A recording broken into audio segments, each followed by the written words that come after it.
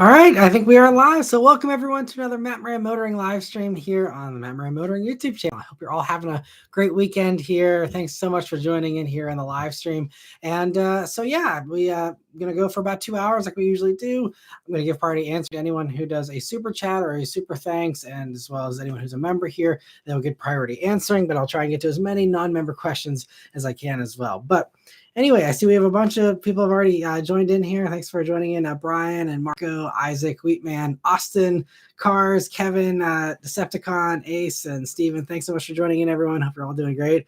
I see Jeremy, David. Thanks so much, everyone, for joining in here. So Marco says he's just patiently waiting for the show, catching up on NFL games. And I see some Steelers comments there. My mom had the game on in the background, and we went over there for dinner tonight, and so I caught like the last few seconds there, and so glad that we won. I'm actually for once knowing what's going on with the Steelers for at least today. But yeah, so I'm glad they had a good result there. It was kind of cool driving around, seeing the blimp up in the air there, because I believe it was a home game. That's how out of the loop I am. I don't even know about that. But yeah, so anyway, thanks for joining in. So I'll just get into the questions here. So let me see. Austin says, "Hey everyone, lots of longtime subscribers here tonight."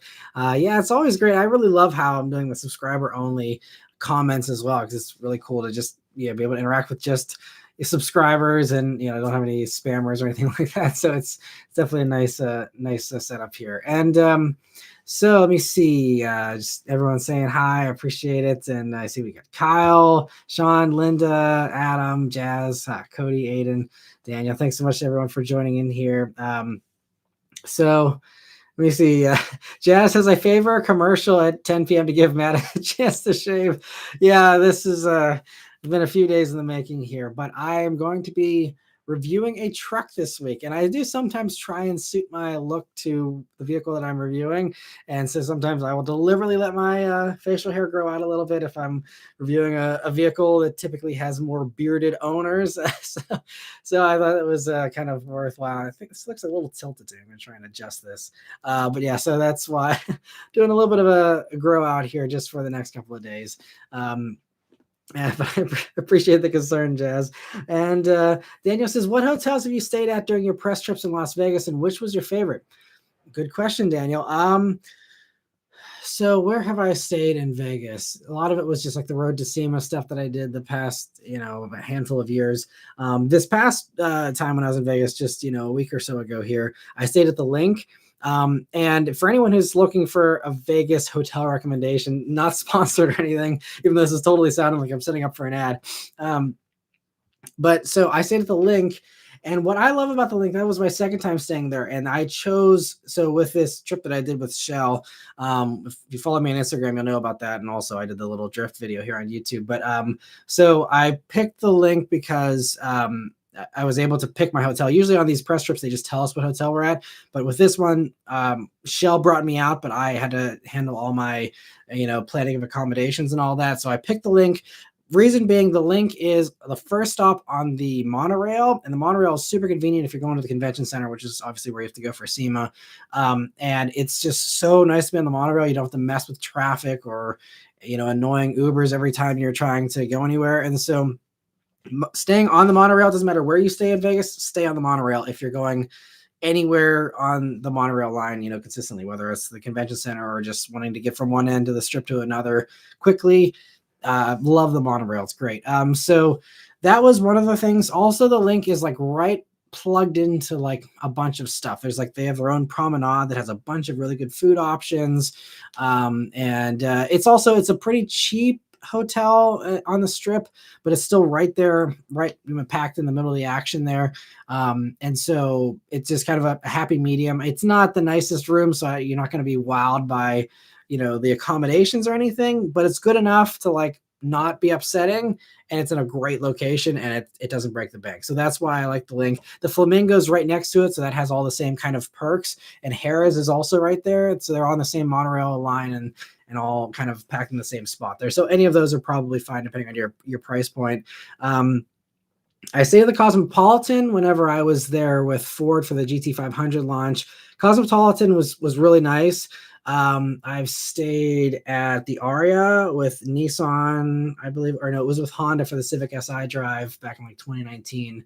That was the Aria. Aria was super cool. I had a really cool view from the Aria. I had like a super high room and a huge window. That was probably one of the most impressive ones from like checking out Vegas. Was the Aria was great. I also, whenever we went for Road to SEMA back in 2017 or 2018, I stayed at the Venetian, a really swanky like suite, and that was thanks to Dodge. They provided that for that trip, and so that one was a good one. Staying in the Venetian was super cool, and I mean, I had like marble floors, an enormous bathroom. I had like stairs leading down to my bed from like the hallway of my suite. There, it was pretty sweet. So that's I think that's all of my. Oh, and then I stayed one. I could say to avoid 1 year for the Road to SEMA. We had to stay at, what was the name of the place?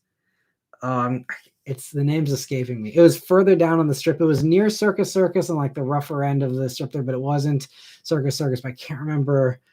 It's the one with like the castle stuff. I can't remember what it's called. Anyone else who's more familiar with Vegas might know better. That room was not great. It smelled like smoke and was like noisy and just not great. So anyway, very long answer. I apologize. I see we got some super chats and stuff that came in, but want to give you my full lowdown on everything I know from Vegas there. So hopefully that helps, Daniel, if you're, shopping around or if you're just curious, and feel free to ask any follow-ups there. But anyway, Steven, thank you so much for the very generous super chat. He says, Matt, have you heard of the anti-gravity battery? It's great, has reserve, and highly recommended for juice drawing cars like our Mustangs.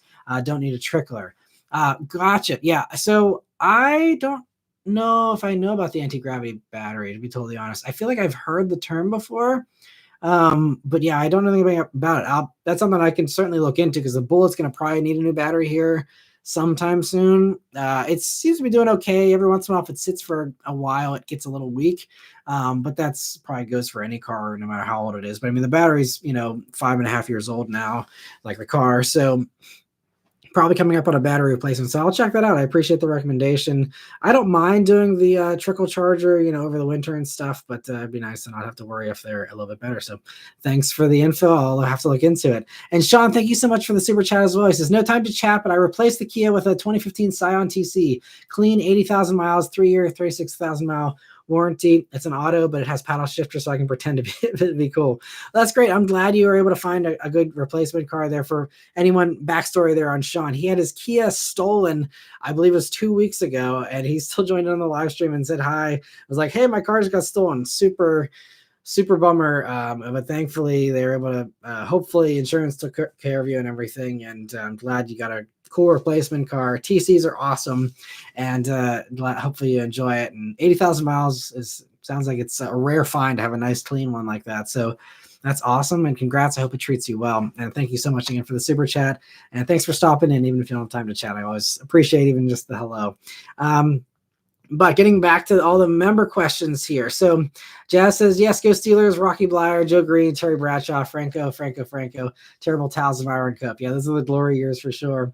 And S.L. Von says, rocking the 5 o'clock shadow. Yeah, growing the beard out a little bit for the truck review that I have coming up here this week. So that's why I trying to blend in with the truck crowd a little bit with some facial hair. And thanks for joining in, Zachary, as well. And Wheatman says, what's your current opinion on the Ioniq 5 and 6? I really like them. I already did reviews on them, so definitely check those out. And obviously some time has passed since I did the 5. The 6, I just did that this summer as far as my week with things. So pretty fresh. I don't have any new opinions on that since then. 5, I think, is still, great. And I think that now, especially, they're also in the lump of EVs that are getting huge discounts. I think that's a great time to hop on one of those if it's, at all appealing to anybody. They're great cars still. Aside from the fact you don't get a rear wiper in the 5 and you don't have wireless CarPlay. Those are my only 2 complaints with the Ioniq 5. Otherwise, it's fantastic, super cool. If it were me buying a vehicle, like if Beth, we kind of were going back and forth between that and the Mach-E. The Mach-E still probably would have been the choice, but I would have been real tempted to get an Ioniq 5 just because I love the retro styling. Beth wasn't into it, and there's a few other things, that were kind of not super exciting for her. But I think if it were Me on my own, I may have swayed towards the Ioniq 5. Just because I couldn't have resisted getting a silver one and putting a flux capacitor in it and pretending I had a DeLorean hatchback four-door because it kind of reminds me of that, and that just makes me excited with my movie car love. But yeah, I love them both. I think they're great cars still. I mean, the charge speed still can't be beat. Even the new Hyundais that are coming out are going to have worse charge rates than the 5 and the 6. So it's like 5 and 6 are definitely where it's at, in my opinion. Still great cars. Marco says, how's it going, Matt? How's the fam? We're all doing great. Thanks for asking. Yeah, we're all doing well. Hope you're doing well too, Marco. And thanks for joining in. Evander says, what was your favorite vehicle from SEMA? And I see Cody's also asking about that. So I think for me, I mean, I think I mentioned this a little bit last week too, but I didn't have a ton of time to see everything at SEMA. I actually only got to Central Hall and West Hall, just because I had to film, a few of the cars there you saw in that weekly update. But I didn't have time to check out everything or even probably half of the stuff that was there, just because I was so busy with all the other shelf stuff that I was doing. But from the stuff that I saw, my favorites, it's kind of maybe lame, but it's just the Fast and Furious clones, which I posted up on Instagram and my stories. But it's, it was just perfect clones of, there was actually 2 of the Supers from the original Fast and Furious, and then the GTR from, it was technically a GTS, but from, 2 Fast and Furious. And those 2, I think I've maybe seen a clone in the past of the Super a long time ago, but I've never actually, I don't know if I have an actual memory of seeing one of the Super clones in person up close before. So getting to like drink in that car in its, bright orange glory, and it just seeing them. And again, there was two of them that were really close to each other. So I was able to see both of them. That just, brought out the giddy little, 12-year-old in me whenever I first saw that movie. And just, that was just gave me the fizz. And the same thing with the Skyline, that was, one of the first, that was actually the first one I saw in theaters was Too Fast, Too Furious. And that was just amazing to see, again, a clone, but to see those cars in person, I loved seeing those. And if I ever win the lottery someday, I would happily throw whatever those owners wanted at them money wise to buy both of those clones, because I would love to have a clone of both of those someday. And there's been some other cool clones. I think like Throttle on Instagram, they did like a drag racing kind of clone. It's the same like appearance, but they took some creative liberties for their own build. That stuff doesn't excite me. Like, to me, it's only if it's like a perfect exact clone that gets me like super excited. It's either like everything or nothing. And so, yeah, those ones at the show at SEMA were like perfect. And I was like so pumped for those. Those are definitely my favorites.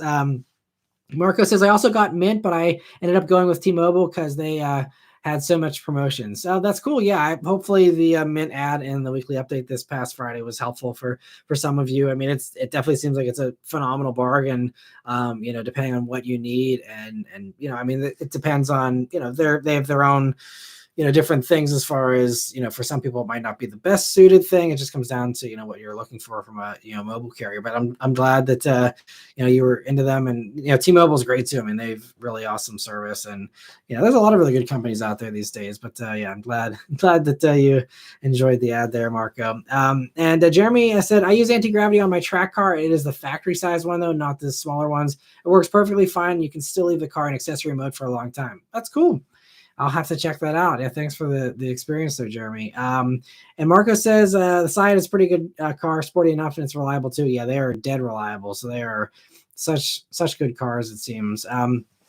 Austin says, hey, Matt, based on the Nismo Z review, do you think Nissan is going to be able to find their way back? They really seem out of touch with what the customer wants these days. He says, Excalibur is pretty rundown casino. That's what it was, Excalibur. That's the one that I stayed at. That's the worst experience I've had in Vegas hotel-wise was Excalibur. Thank you for the name there. As far as the Nismo Z review in Nissan, I don't know. I don't know. I'd like to think that, they will find their way back. I think like the Rogue is a solid option. I was really impressed when I had one of those. And I think, as far as the meat and potatoes in the Nissan lineup, they do a pretty good job. The Sentra is, I still think, one of the best values in the compact sedan segment because it is cheaper. excuse me, there's more discounts than, what you're going to see on a Civic and a Corolla typically. And it's actually plusher than both of those in a lot of ways. Drives fine. It's not the punchiest. It's not the, most refined, I guess, but a really solid little option. So I think, as far as the basics, Altima's still pretty solid. There's all the jokes about the Altima, but people can get pretty good discounts on them. And, I feel like, so the main stuff that Nissan actually does is still pretty good. Now, the stuff that us enthusiasts want, obviously they're dropping the ball there.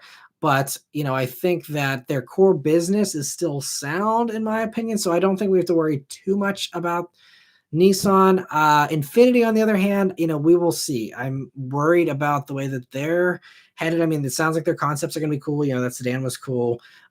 There's promise there. It's just, they're going to have 4 cars in the next, handful of years. And that's it, which is already a pretty thin lineup anyway. And then they're all going to be really expensive.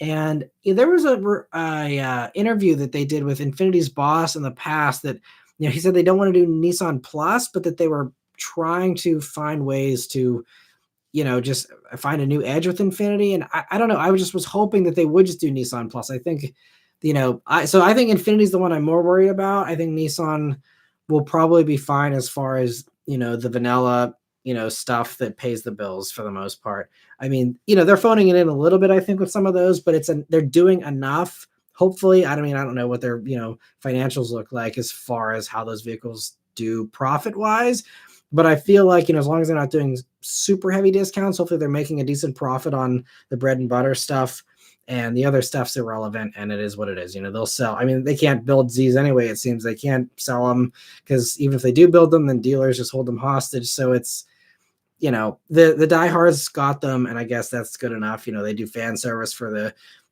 couple hundred people that actually really desperately wanted them and will pay whatever. And that's it. It's just, as far as a sports car company, they're not competitive, unfortunately, in my opinion, at least. And so that's just where they're languishing. But I mean, at least they have a sports car. They could have gone the way of Mitsubishi and, completely gone to just the people movers and that's it. And they haven't.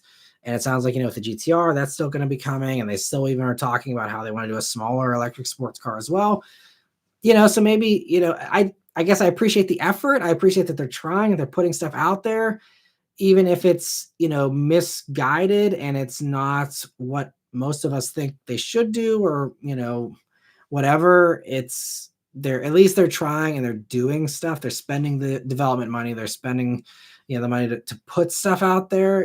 Maybe that makes it even worse. I don't know. It depends on how you feel about that emotionally, whether you just rather be a Mitsubishi and just completely kill everything and leave it in the grave, or come out with stuff but have it be disappointing. I don't know which is more painful, but I guess I got to give Nissan a good grade for effort. I wouldn't call it an A because, again, I think they're not priced well and everything as well. But anyway, I hope that they'll do well, but I think that the bread and butter will keep them afloat, hopefully. Steven says definitely get like the 1600 CCSA or versus the 800. Okay, I'll definitely have to look back on this live chat here and check that out whenever I get a chance. And he says cold cranking amp, huge, really get this battery not cheap, but like a 13-year battery. Well, that's nice for sure. I don't have to mess with batteries. Let me see. Oh, so you used it in your Land Cruiser that has low miles, so that's good. Zachary says, hey, Matt, what are some of the rare but normal cars you can think of? That's a good question. There's stuff like the, Nissan Murano Cross Cabriolet that everyone jokes about.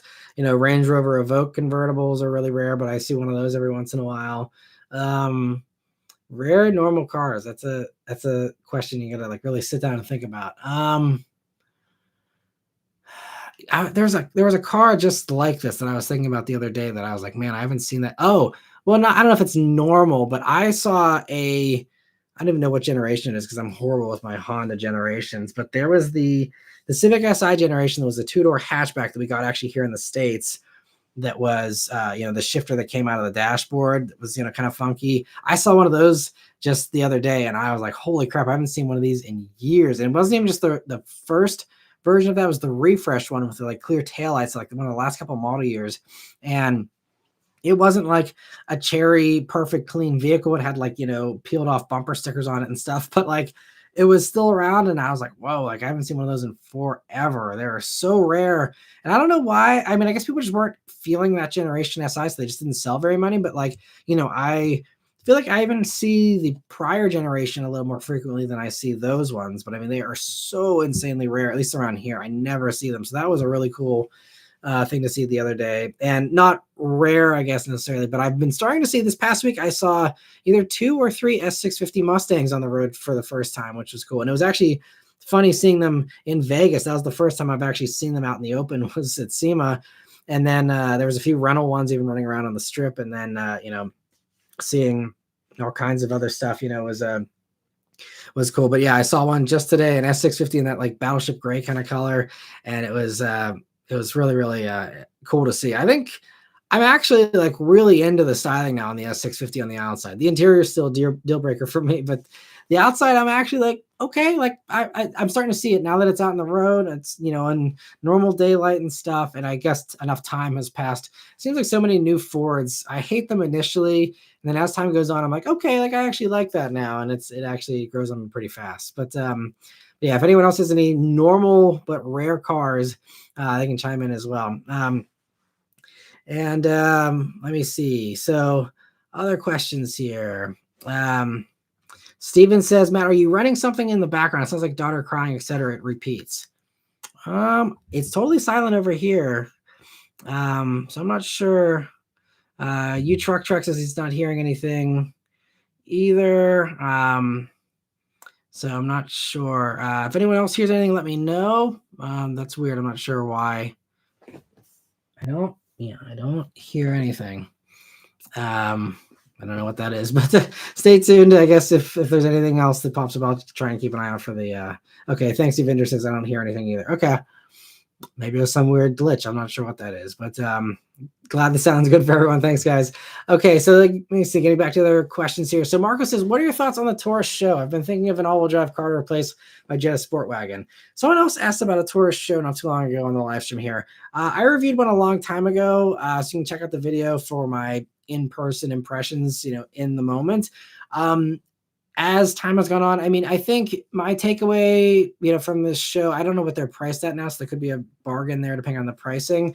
But what I like that it was, fast in a straight line. I mean, obviously anything at that time period didn't have great, transmissions or, really super good throttle response or anything really, at least as far as that segment goes. But it just didn't handle very well. So to me, it was kind of a letdown as far as the SHO branding and what you expect from a SHO. Just based on their epic history. But it wasn't bad. It's a fine cruiser. It's a good alternative to a V8 Charger if you don't want a V8 Charger for whatever reason. It's a different, and that's another one of those, I guess, ordinary but a rare cars. Getting back to Zachary's question there. So yeah, that could be one of them, maybe. I don't know. But yeah, the SHO's okay. It's honestly, I don't love it, to be totally honest. It was fine, but it depends on exactly what you're looking for, Marco. But I feel like there's probably other options that I would personally rather have. If you're drawn to the SHO, go for it. But I'm just not in love with them, at least from my first impression that I had with it. He says, love the fact that it's all-wheel drive and it's an ultimate sleeper. That's definitely a great thing. Yeah, there's other options too. I don't know, what your price ranges and stuff. I think one of the funniest, sleepers kind of is a Tesla Model 3. Everyone has them. They're super common all over the place. And yet, I feel like a lot of people still don't realize how fast they are whenever you take off from a light, especially with a performance version. Hopefully that helps a little bit, Marco. Feel free to also send me a message on Facebook if you want to go back and forth a little more too about, what other options, if there's anything else you're considering or what. But hopefully the review will help you and give you a little bit of extra info potentially as well. And Mike says, do you think the Corvette SUV shows up next year as a 25 model year? I don't think so, especially... so it depends on how they go with it. If it's going to be the rumor of, there's a rumor of a V8 powered one. It's like a Cayenne competitor. And then there's also rumors of just an electric thing, especially the electric thing. I think that's going to, probably all the electric stuff's going to be pushed back. Already the current stuff we already know about, that we already have the info on, that's all being pushed back. So anything electric, keep on pushing it back, it's going to be a while. If there is a gas thing in the pipeline, I think that there's a potential for that sooner, but I don't know about next year. I feel like next year they're going to have their plate full, especially Corvette news wise. I think if I were betting on it, I would say, next year we're pretty confident 01's coming. So I'd say, they want to space it out. I don't think they want to do 2 Corvette launches in the same year. Maybe not, or maybe they would. I don't know. But so I'd say 01 next year, and then probably 2025 calendar year, 2026 model year, maybe for the Corvette SUV, if it even comes that soon. I've heard 2028 or something too. So I don't know if it's going to be V8 powered though. Then their clock is ticking, so maybe they'd be rushing it out sooner. I don't know. But yeah, I think it's going to be a little while, especially since I don't believe there's been any kind of spy mules out running around, even like hacked up current cars. I don't think we've seen anything like that.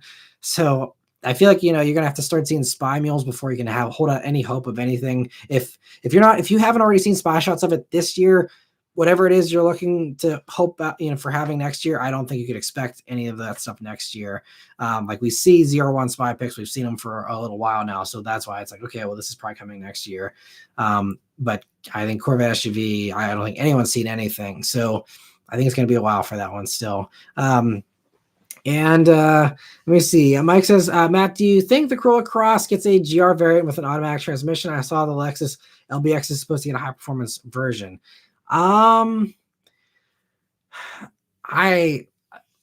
highly doubt there'll be a Corolla Cross GR. I mean, if you look at the Toyota lineup and what they have to play with, I feel like Corolla Cross is pretty far down the list. I mean, we have Corolla already.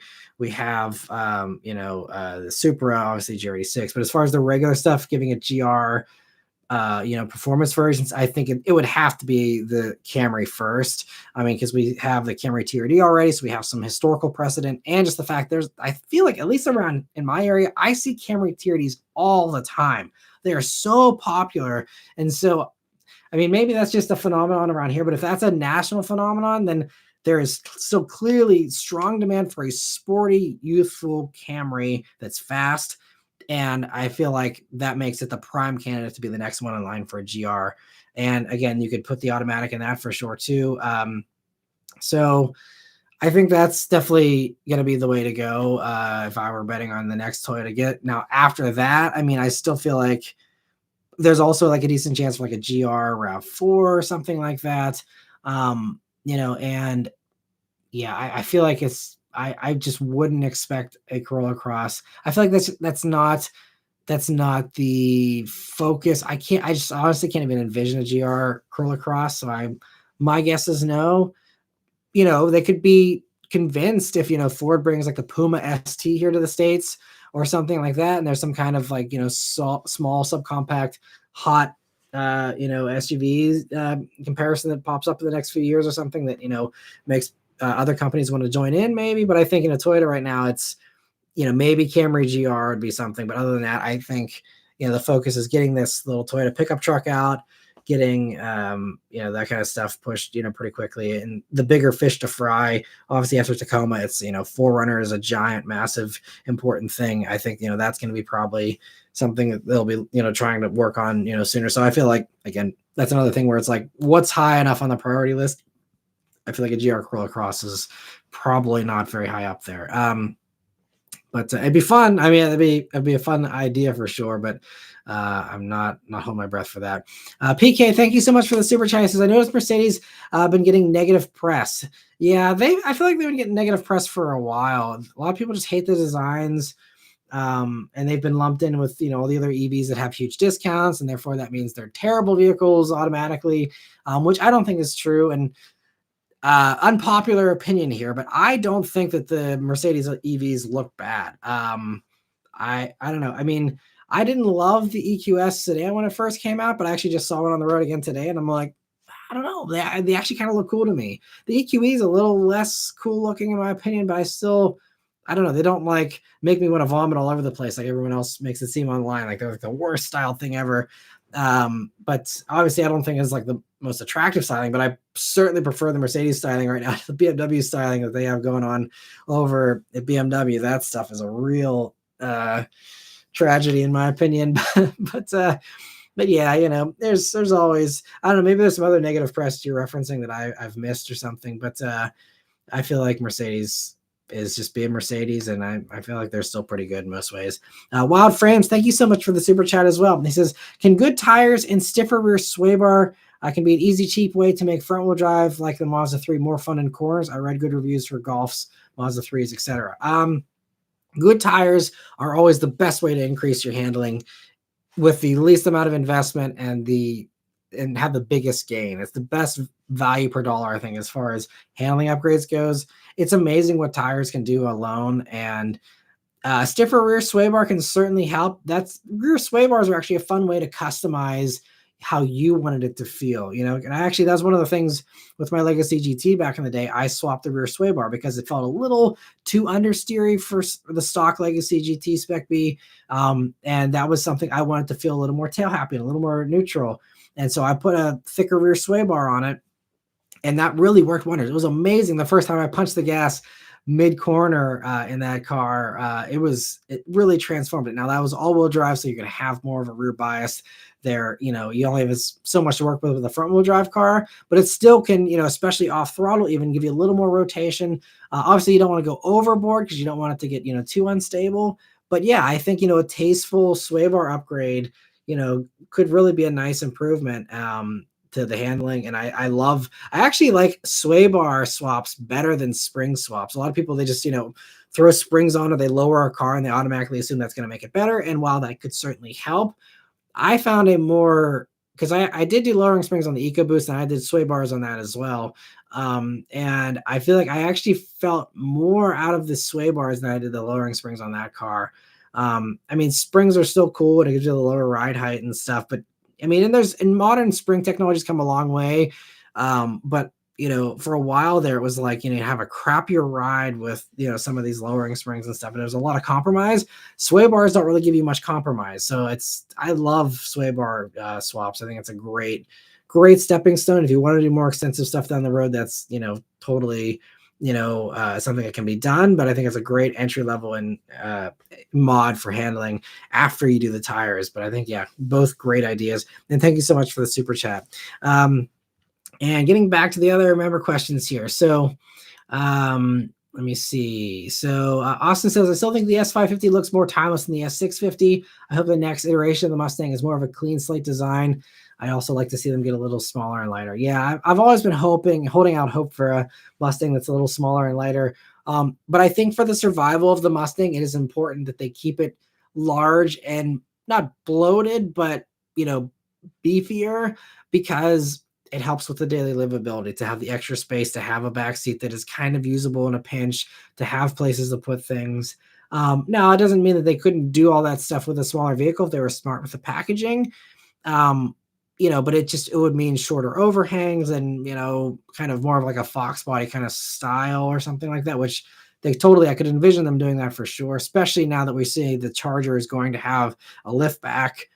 I could really see a next generation Mustang going full Fox body with a lift back if they actually bother to put the money into doing an actual all new Mustang for once, unlike the S650. But yeah, I think the thing about the S650 front end that is now starting to grow on me more is the horizontal lights. They kind of harken back to the original S550 before they did the 2018 refresh, like the Bullet has. I feel like those simpler lights are actually kind of preferable to me. I really love the lights on the Bullet still, but and I like the larger round element, especially for the Bullet, being a little more of a retro thing. But I feel like I'm envisioning that the original non-refresh S550 will actually age better than the refreshed ones will potentially. And I feel like since the S650 is kind of going back to that 2015 style instead of the 2018 style, I feel like there's a potential the S650 could age very well, at least as far as the outside. The interior and all those computers and fancy graphics and stuff, maybe not. We will see. Time will tell about that stuff. But yeah, and we'll see about the lighter thing. That would be fun for sure. But it's just with all the safety tech and everything, it's really hard to make a light car these days. But it's certainly possible. Other companies have done it, but it's just, with a vehicle that large, I feel like there may be some challenges to it, without racking up a bunch of dollars, making things lighter with, exotic materials and stuff. But anything's possible. We'll see. We'll even see, what they do for a next generation Mustang. Again, we're probably at least almost 10 years away from that at this point. Then it'll almost certainly be electric by that point, but who knows, maybe not. And let me see here. Marco says they're still about 20K, but I don't want to direct because of all the known issues, and finding anything all-wheel drive at that price range is difficult. Gotcha. So about 20 grand is what you're looking at. Okay. So yeah, as far as all-wheel drive vehicles that are fun, yeah, I mean, that's probably good because, yeah, if you want European, you're going to have a bunch of issues as well, most likely, unless you get lucky. Not all European, S4s and stuff like that are unreliable. But yeah, 20 grand. Yeah, I'll have to think about that a little bit more if there's anything else that would be exciting. I don't know if Mazda 3 turbos have gotten to 20 grand yet. Probably not. Something like that could be exciting potentially.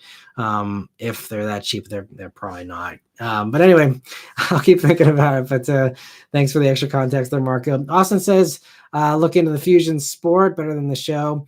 Yeah, I love the Fusions, and I actually agree with Austin that, yeah, if you're going for Ford, especially, and you want an all-wheel drive, punchy, turbo motor, that's a great recommendation. I didn't even think about the Fusion Sport, but yeah, thanks for that, Austin. Yeah, Fusion Sport all the way. They're great. It's definitely, the handling still could be better in that, in my opinion. I did review one of those. You can check out that video too, back when they were new. But I would definitely rather have a Fusion Sport over the Taurus SHO. And I really love the Fusion. So I think, yeah, Fusion Sport I totally forgot the Fusion Sport existed, but that is an excellent recommendation, Austin. Thank you. Evolving says, hi, Matt, do you belong to either SCCA or NASA? Have you taken your Mustang to the track? I have not. I don't belong to either of those. I would love to live in a situation where I have the free time and the disposable cash for tires and brake pads and not worrying about putting my car into a wall and being able to pay cash to pay for it, because insurance doesn't cover when you crash at the track, and you have to pay for track insurance, and track days are expensive. Unfortunately, I don't have thousands of dollars in disposable cash just to burn for a hobby. I would love to. But yeah, I feel like the Bullet would probably be a fine track car. It just doesn't have all the cooling that you really want in a good track Mustang. That's something they really worked on. And even the PP2s, when they first came out, didn't have great cooling on them. And so that's something they fixed with the Mach 1 and the GT350s and all that.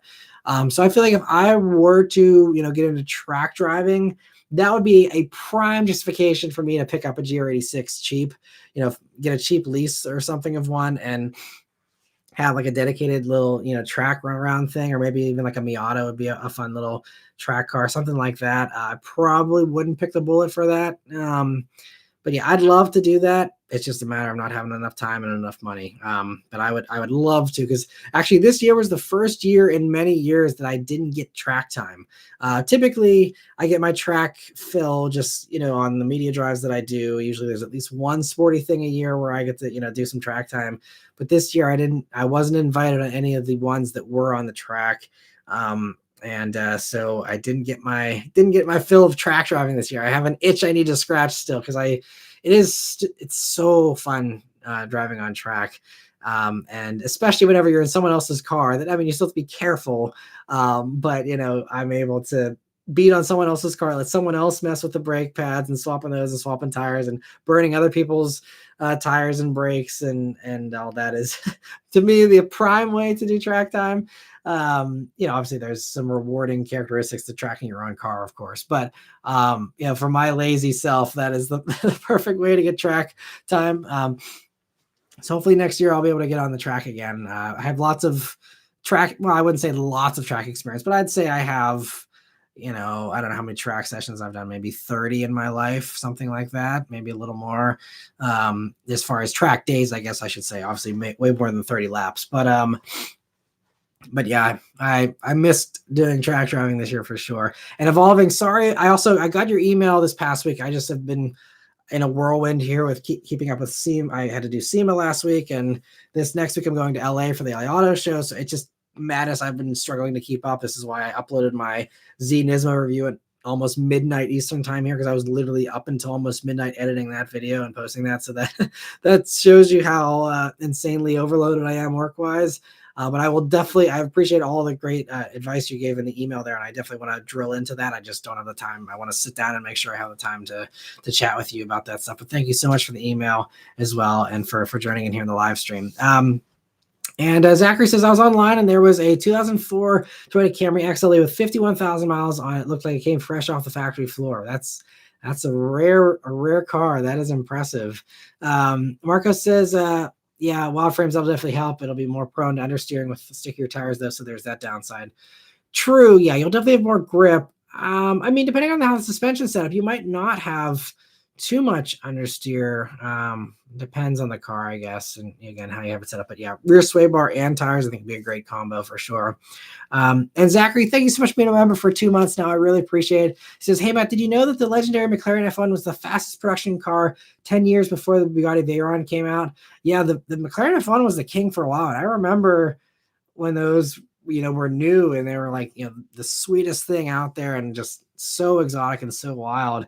And yeah, I mean, they held the top speed record, I think, for a good long while there, unless maybe the Bugatti EB110 was slightly higher. I can't remember, but F1s are, yeah, they're so legendary. Those are amazing cars. And thanks so much for being a member for 2 months, Zachary. I really appreciate it.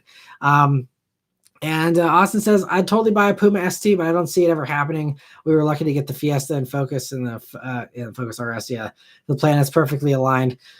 Definitely. And yeah, I mean, I think the Puma ST could kind of be a way for Ford to kind of not directly admit that they were wrong with killing off cars, but kind of bring cars back, because they got rid of the EcoSport or EcoSport. I don't remember how you even properly said that name, but they have kind of a gap in the lineup. I guess you can kind of argue the Maverick kind of fills that as far as something super low priced, but I thought that the EcoSport was going away to make room for the Puma. I thought we would get the Puma here, and yes, it is, I guess, a half an inch higher than a hatchback, so they can just say, oh, well, this is a crossover, and we can still keep the STs around in the crossovers, but it could kind of be like a new Fiesta ST in disguise, and they could still act like they were right all along, which they like to do. So I still pointing out hope for that. I'm sure that's probably a stupid, far-fetched thing to hope for, especially these days with no one buying small cars. But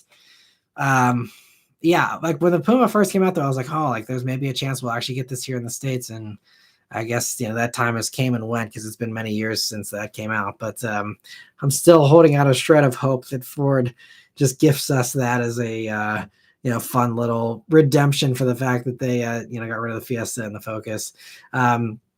And Doran says the only two EVs that don't look dumb are the Porsche Taycan, absolutely best, and passable is Mercedes in the right color. Yeah, I mean, obviously styling is subjective there. I think the Taycan looks great still, though. Yeah, I just saw one on the road today, and it was like, man, they still look so good. And I think there's some good discounts out on those these days, too. It's so funny, too. I don't know if you've gone on any of the manufacturers' websites, but now that the EVs sales are slowing down, like, it's so funny. Like, Ford's homepage used to always be, like, oh, here's the newest thing we have. Here's the sale we have, or whatever. Now it's like, Lightning, Mach-E, please buy these. And, like, it's like, huge and like covers the entire homepage of Ford's site. And same thing with Porsche. Like it's like Taycan everywhere. Like please buy a Taycan. Like that's like the plastering all over the giant billboard of their homepage. And it seems like a lot of the companies are doing that. It's like, oh no one's buying our EVs. Please buy our EVs. Here's the EVs. Don't look at anything else we have. Don't mind all the gas cars we have and all the hybrids. Like here's the EVs. That's all you need to know about us. Please buy one of these and see you later. It's kind of funny how, it's very obvious. Even like the amount of Mach-E commercials that I've seen, I hadn't seen a Mach-E commercial since the launch back in, what was that? 2020, right? Or no, 2019, end of 2019, early 2020 is when I saw, there's a few Mach-E commercials, and then like nothing because they were super hot. And then now all of a sudden, like every other YouTube ad that I get whenever I'm watching YouTube videos, like, hey, look, here's the Mach-E. Mach-E's great. It's just really funny how, you can see the panic in the ad spend. It's just like, it's really funny. And let me see here. So Dozier says, today I saw a Toyota Corolla Cross hybrid top trim for 42 grand, including the approximate 3 grand dealer markup. Yeah, don't get me started on markups. That's so annoying. And, yeah, there's some that still do markups on hybrids, but I know like even my brother-in-law works at a Toyota dealer, and he has even said that things have slowed down enough that they're now down to MSRP again on hybrids, which still isn't like an amazing deal, but at least they're not charging markups anymore for the most part. But yeah, the dealers that are, it's just kind of crazy because 42 grand for that. I'm sorry, but like you're better off just buying a Prius Prime and getting a plug-in hybrid, or 42 grand. I think 45 gets you a RAV4 Prime with the SE. I mean, obviously you don't have the leather of the top trim Corolla Cross, but like live with cloth seats or put aftermarket leather on a base RAV4 Prime and get a way better vehicle. Obviously, I'm sure they'd mark those up too, but just like from a sticker standpoint, go hunt one down for sticker somewhere else instead for sure. Trunk Car Guy, thank you so much for gifting 10 memberships. I really appreciate that. That's so generous of you, and I'm glad to see everyone was able to snatch those up there. That's awesome. And thank you so much, Trunk Car Guy. I hope you're doing well, and thanks for joining in here on the live stream. I see we got ChrisFix in here. Thanks for joining in, ChrisFix. How are you so cool, Matt? Not as cool as ChrisFix, of course. That's we all aspire to be as cool as ChrisFix someday. But man, it was so fun hanging out with you, Chris, at SEMA. It was so cool. Shell actually brought both of us in, or at least sponsored both of us for some stuff there at SEMA, and so cool getting to see you again, Chris. It's been so many years, a couple of years since I think it was before COVID the last time I saw Chris. And so it was really great to reconnect and hang out there for a little bit. And it's so awesome to seeing. I mean, Chris is a stand-up guy, by the way, for any of you who, didn't get a chance to ever meet him he's done so many meetups everywhere, but if you haven't had a chance to meet Chris, super stand-up guy. And even after his signing sessions and his meet and greet sessions were over, people were coming up to him and saying hi, and he still took the time to take pictures of everyone, hang out with everyone, and chat. And that's something a lot of other people wouldn't do. They'd say, sorry, you missed my signing session, see you later. But Chris he's just the nicest guy. And so, yeah, it's great. And it's awesome. All the charity stuff that he does and everything. And so thanks for joining in, Chris. I don't feel worthy of you joining my humble little live stream here, but thanks so much for joining in here. And, of course, everyone already knows ChrisFix, but if you don't, awesome car repair videos. If you ever need to fix anything on your car, he gives you the confidence to do it yourself and save a bunch of money, and you feel great about yourself afterwards. I've used a lot of his videos myself for many times that I'm clueless when it comes to work on anything on my car. So it's always very helpful. He's done so much good for the car community, and so thanks so much for joining in, Chris. And hope you're doing well. Hope you had a good flight home there from SEMA and all that, and hope everything's going well. But let me see other member questions here. MDK, thanks for being a member for 19 months now. I really appreciate it. He says, what's up, Matt? Are the sheets in your area doing the same price for 89 and 93 octane like they are in my area? I don't know. I don't go to Sheets for gas. And the reason why is because I used to go there for gas, and many years ago, this is probably 2015. I went into the one Sheets, and I don't know, I bought a drink or something, and it was actually a fan who recognized me in the Sheets there, and was like, oh, love your videos, blah, blah, blah. And he's like, oh, are you filling up with gas? And I'm like, yeah. He's like, wouldn't I wouldn't fill up here with gas if I were you. And I'm like, why is that? He's like, because the owner of this Sheets doesn't even put this gas in his car. That's what he said. So I'm like, okay, so the guy that owns the place isn't even filling up with this gas. So like maybe I won't get gas here anymore. So I mean, I'm sure, I don't know if they're top tier or not. If you're not driving a performance car, I'm sure it's fine, but that just spoke volumes to me. And again, I don't know how legit that is. Don't take that, as 100%, totally legit, but that's just what the one employee said. So from that day on, I never got gas at Sheets, but so I haven't paid attention to their prices. They've been doing the weird stuff with like 88 octane, which is even sketchier and stuff. But yeah, I haven't seen that because I never pay attention to their gas prices. But thank you so much, MDK, for being a member for 19 months. You're one of the longest running members out there, and I really appreciate it. And ChrisFix says, good seeing you at SEMA, bud. Missed you. Yeah, it was great to catch up to. And yeah, thanks for stopping by again, Chris. Yeah, Marco says YouTube royalty here. Definitely, we have one of the top automotive YouTubers in our midst here. It's nuts, insane. So thanks for blessing us with your presence here, Chris. It's very humbling. And let me see here. So getting back to the member questions. Let me see, where do we leave off here? So Marco says, I totally forgot about the Fusion Sport that has the same EcoBoost motor. That I have a Fusion hybrid already, so that would be fun. Thanks. Yeah, that's a great recommendation. Thanks so much for that recommendation there. And Mike says, what do you think is the most underappreciated performance car on sale today at any price? Whew, that's a tough one. Let me sit here and think for a second. I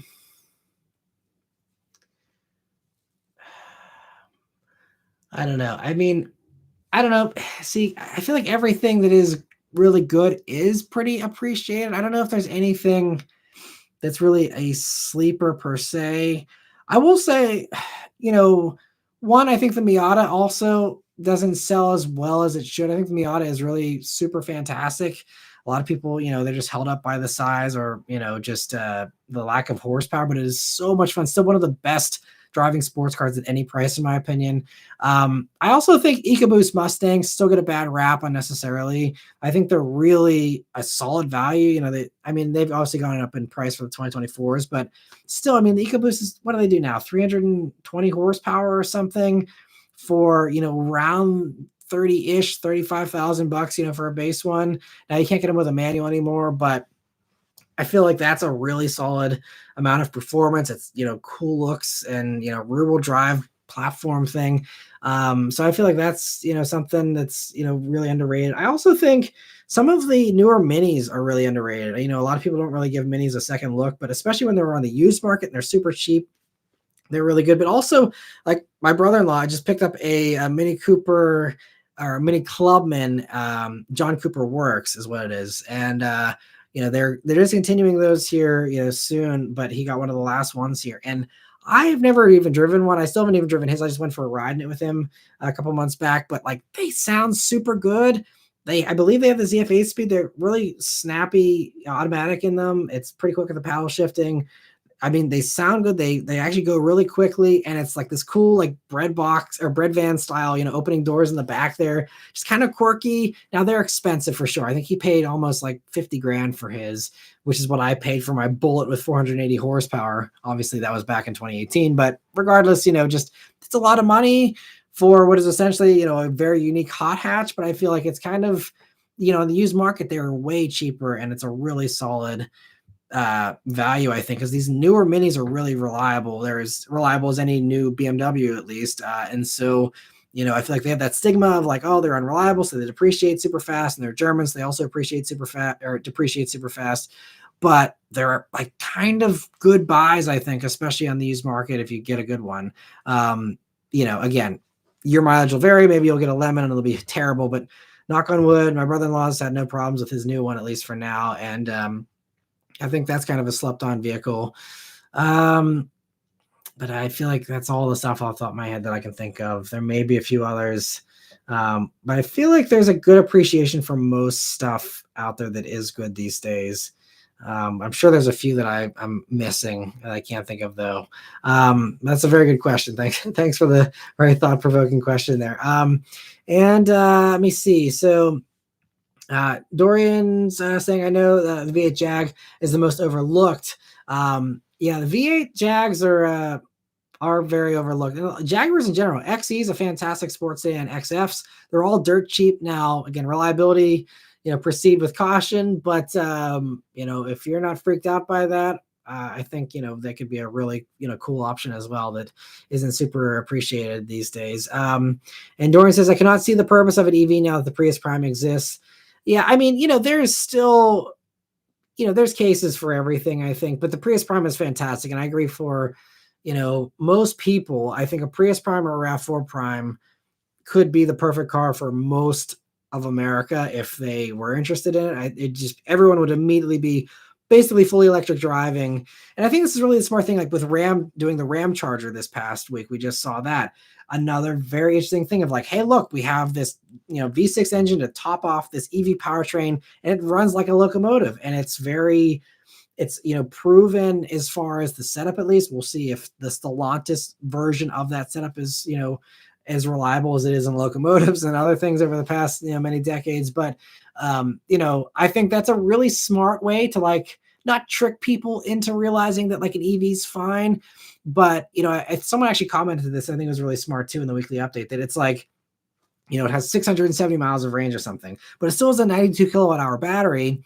And, that'll still give you, it's, even though it's a huge heavy truck, should give you at least 150 miles of range, or maybe 175 or so, maybe even a little more, maybe even 200 if you're lucky. I don't know. We'll have to see what the range ratings end up being. But regardless, I think people will be like, oh, I'm getting the Ram Charger because, I need to have that 670 miles of range. And, I need to, I don't want to have range anxiety. And that's great. Everyone has different anxiety levels. I totally get it.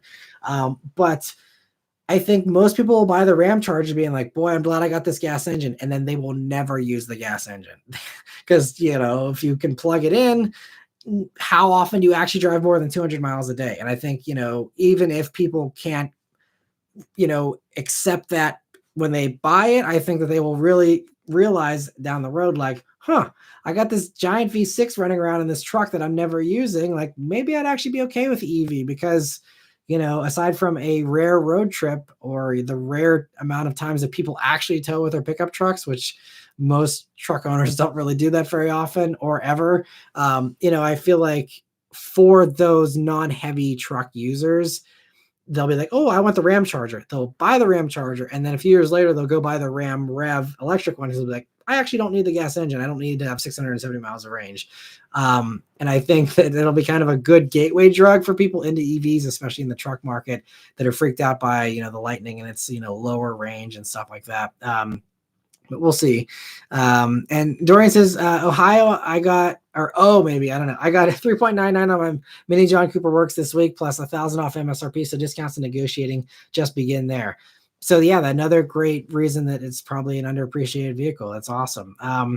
And Hugo, thanks for being a member for 6 months now. He says, hey, Matt, just tuned in. Ram Dakota is on the way. I can feel it. Hope you're having a great weekend. I hope Ram does that. I mean, they talked in their UWA or UAW is the union stuff that they're bringing the Belvedere plant back. They're going to build a mid-sized truck there, but they're also building a battery plant next to it. And the way Stellantis seems to be doing everything with like an EV version and a gas version on the same vehicle with everything that seems going forward. My guess is that will be the same for whatever mid-sized truck they're doing here.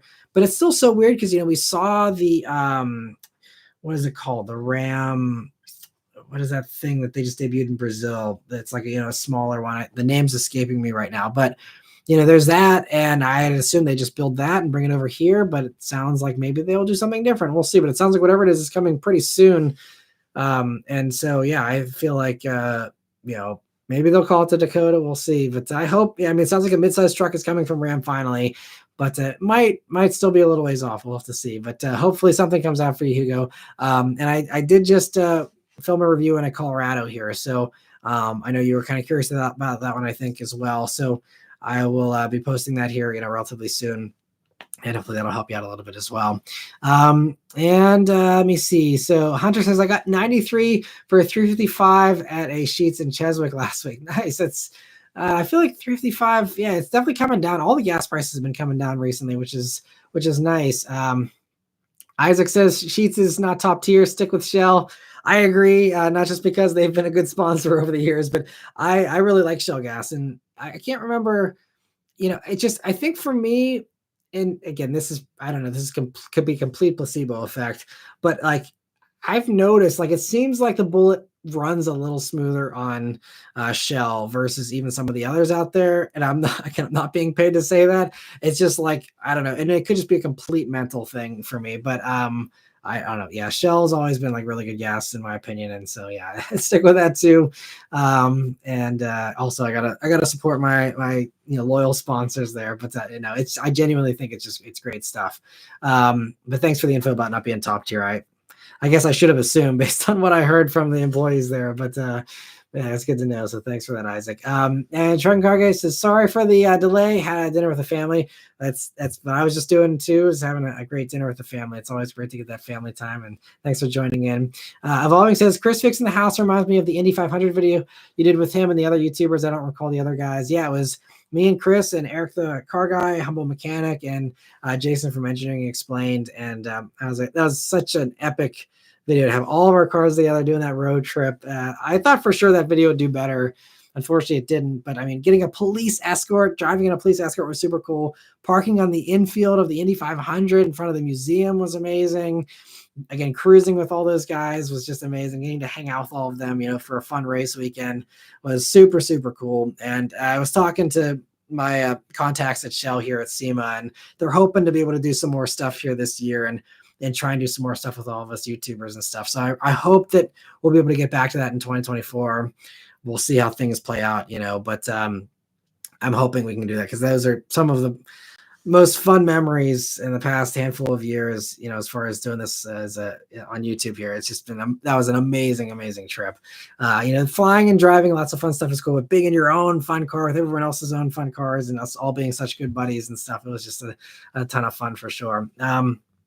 And Marco says, I think they're still up. Click the green button on top of the chat.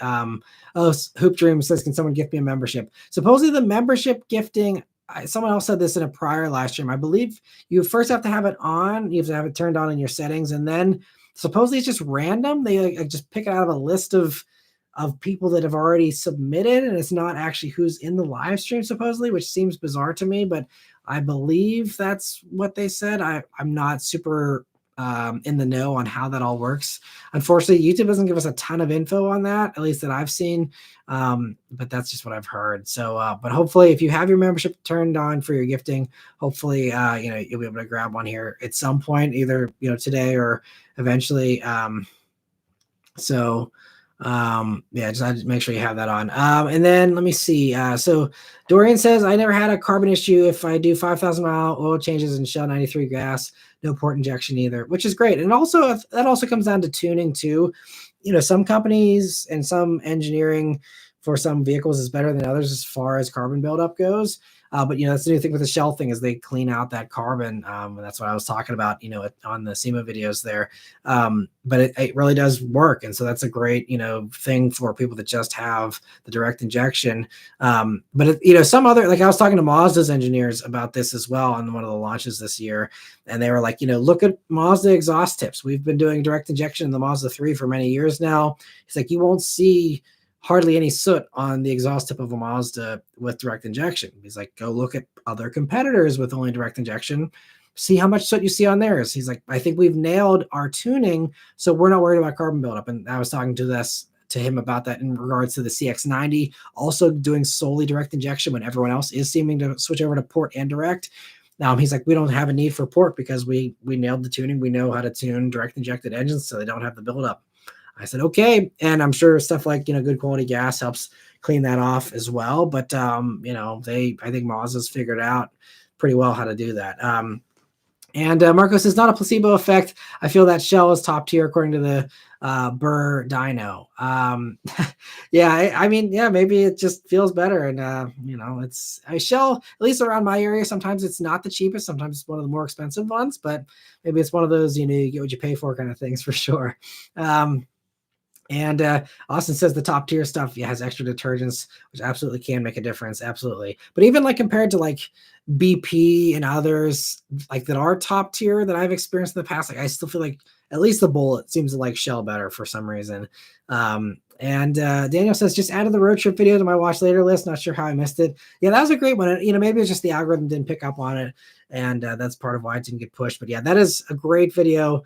If you're curious to watch it, it's, one of my few attempts at trying to vlog in the Bullet and trying to, do something out of the ordinary car review stuff that I always do. But yeah, it was a really cool video. So I hope you enjoy it, Daniel, when you get a chance to watch it, and recommend it to anyone else that hasn't seen it. I highly recommend checking it out. MD Can says, I've used Sheets ever since I got my Kona, never had any fueling issues. And yeah, I'm sure, again, millions of people probably fill up every day with Sheets gas, and, you're not having engine failures left and right. So I'm sure it's fine.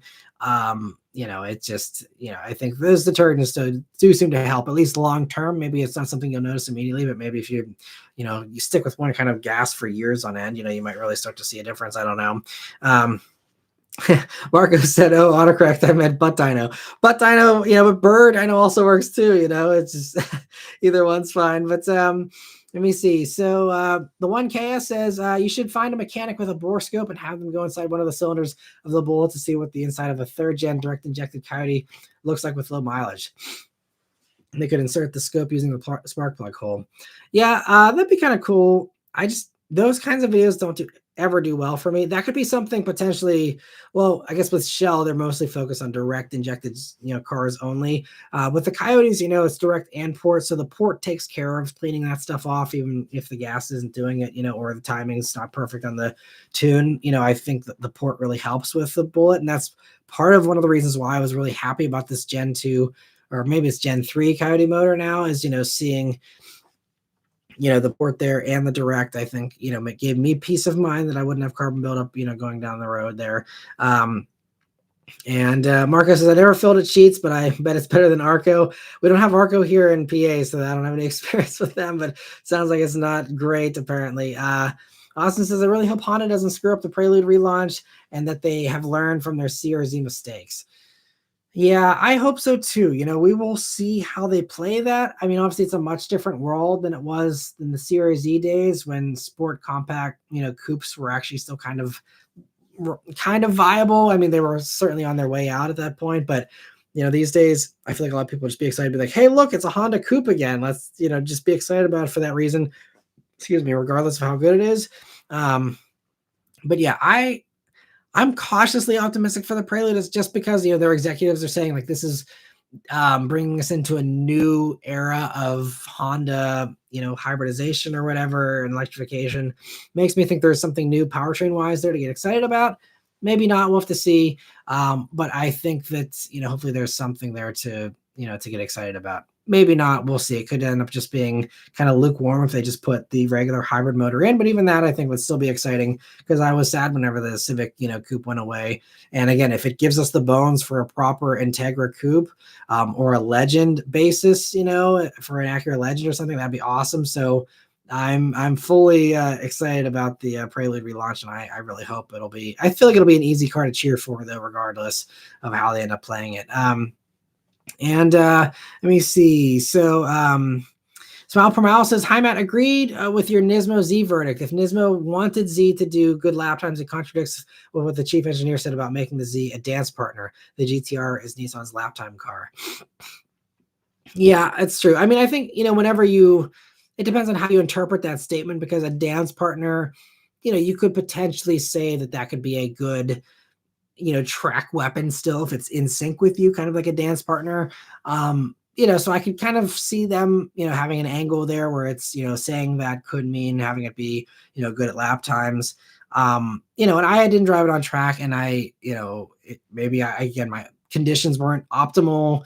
Some people were saying those tires need a lengthy warm-up period, which is insane for street tires to need a warm-up period like their track tires. But regardless, at least as far as an extensive warm-up, obviously all tires when they're cold aren't quite as good, but the tires were not cold by any means whenever I was doing that driving. It was still kicking out on me like crazy over and over again, not just the first time, but after another 15-20 minutes of driving, it was still doing that same behavior.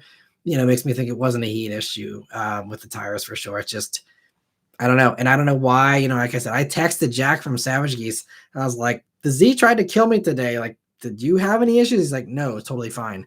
And everyone else had glowing reviews. I mean, that comes down to the reviewer, I mean, maybe some people just, again, had the perfect conditions, and Nissan, crafted that event to bring out the best attributes of those tires and the handling and all that. I don't know. But, as you guys know, I'm always honest. And even if it goes against what others have said, or even if it goes against, the trend or what's popular to say, like, I'm going to say whatever comes to my mind and whatever I'm feeling in the moment. And if that car isn't handling well, it's not living up to my expectations, or just being safe. Like I said, I was literally having to wrestle that car to not kick out on me when I was going any kind of throttle input in a corner. It just, I'm always going to be honest. I've always been honest. I know a lot of people in the past have thought that, my reviews are overly positive, or that I didn't do negative reviews. I feel like I always have, had negative things to say about cars when they deserved it. But, the Z Nismo was a prime example. I do not pull punches. I don't care if Nissan never sends me a press car again. I don't care if, if they send me an angry letter or something. Like, I'm going to say what I'm going to say. If I have to be honest, I'm going to, even if it was a bizarre if this car was messed up or something, like it's a press car. They should validate these press cars and make sure that they are 10 out of 10, 100% when they send them to us. Because, you know, that's what I'm judging. I'm not going to judge what other people are saying. I'm not going to just, you know, say whatever Nissan wants me to say. Like I'm going to say what I'm honestly, you know, assessing in the moment there. So, you know, it's, you know, I know there's lots of, Dorian says he trashed the Nismo like it was a 82 Buick Skylark. Yeah, it just, yeah, it was just, it's honestly probably one of the most disappointing sports cars, especially, and just cars in general, that I've driven in a good while, several years, I'd say. And I didn't want that to be, if you look at the first half of the review, you know, you watch, you know, I was going out, I'm like, wow, the steering's great. The throttle response is great. The brakes are great. You know, it's a little bit of a stiff ride, but like it's a sports car. And I was going to totally be like, you know, it's a track focused thing. Give it a pass for the stiff ride. I was all teed up, you know, to really enjoy the car. I obviously had my remarks already planned as far as the pricing. I knew the pricing was crap and I was going to rant about that at the end no matter what. But I was expecting to be like, wow, this drives amazing, but it's too expensive. And instead it was like, well, this actually doesn't drive amazing and it's too expensive. And it really just went downhill from there. But, you know, so, I mean, you could see I was excited. I was eager. I was really impressed in those first few minutes of driving. And then you can see, like, as it's letting me down over and over again, me just being like, okay, I've lost all confidence in this car's handling capabilities. So it's, you know, and some people are like, oh, you just didn't want to like the car. And people are like, oh, the Nismo's amazing. You're full of crap. Maybe I am. I don't know. But I just, you know, you can see my disappointment in the progression of that throughout that video, which I edit, by the way. I always edit those videos chronologically. I don't really shuffle clips around most of the time, you know, so what you're seeing is my natural progression of like, I've done this and I've done this and this and this, and, you know, kind of it progresses chronologically. So yeah, it was like, I'm really excited for the car. The first few minutes, it's great. And then it's like, nope, it actually, I have no confidence. So it was an interesting one for sure. But yeah, I'm always honest. I really guard my integrity on this channel. And there's been other channels that have even taken sponsored deals from manufacturers. I have never done that. I take, you know, sponsored stuff from other things, you know, gas companies, you know, random stuff, Mint Mobile this past week for the weekly update.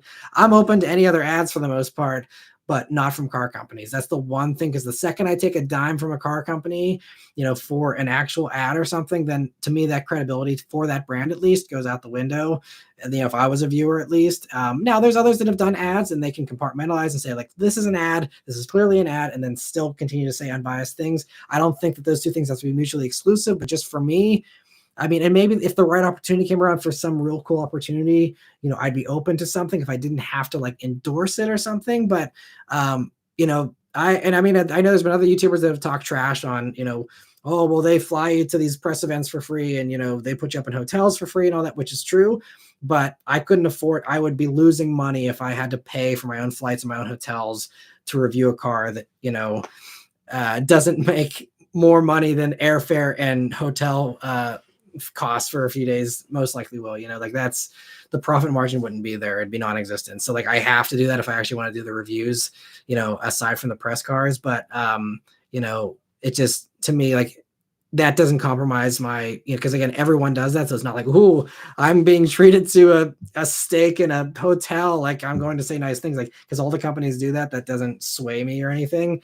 But so anyway, random tangent, but you know, the Z Nismo is a prime example of I'm going to say what honestly is on my mind, regardless of what the repercussions are.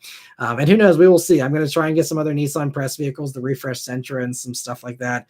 I'm going to ask for them and we will see what happens. And that'll be the ultimate test of one, whether Nissan actually watches the videos after I post them. And two, if they do, are they cool with criticism?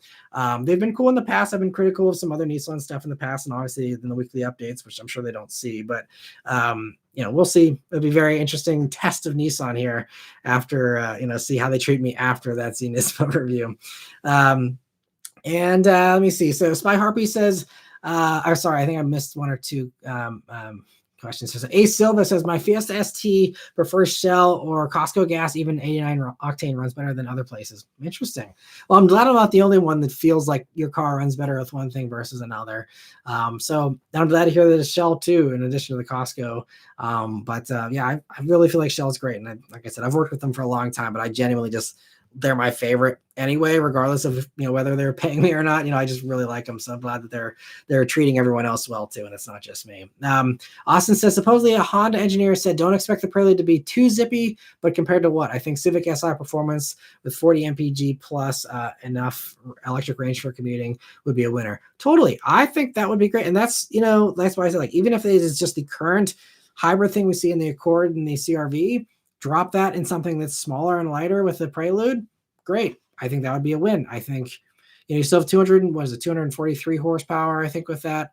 That would still potentially maybe be a little quicker than an SI. Maybe not. I don't know. But like, I think that'd be great, especially if they could find a way to hook it up to a manual, which might be, a bridge too far. But if they could do that, especially, then it'd really be cool to bring back a manual hybrid. But, even if it's just, copy and paste that powertrain from everything else in a cool Prelude body, still good in my book. I don't think I'd be disappointed by that. And Spy Harpy says, speaking of the CRZ, Honda did offer a supercharger kit for $6,000 as a last-ditch effort to revive sales before they decided to kill it shortly after.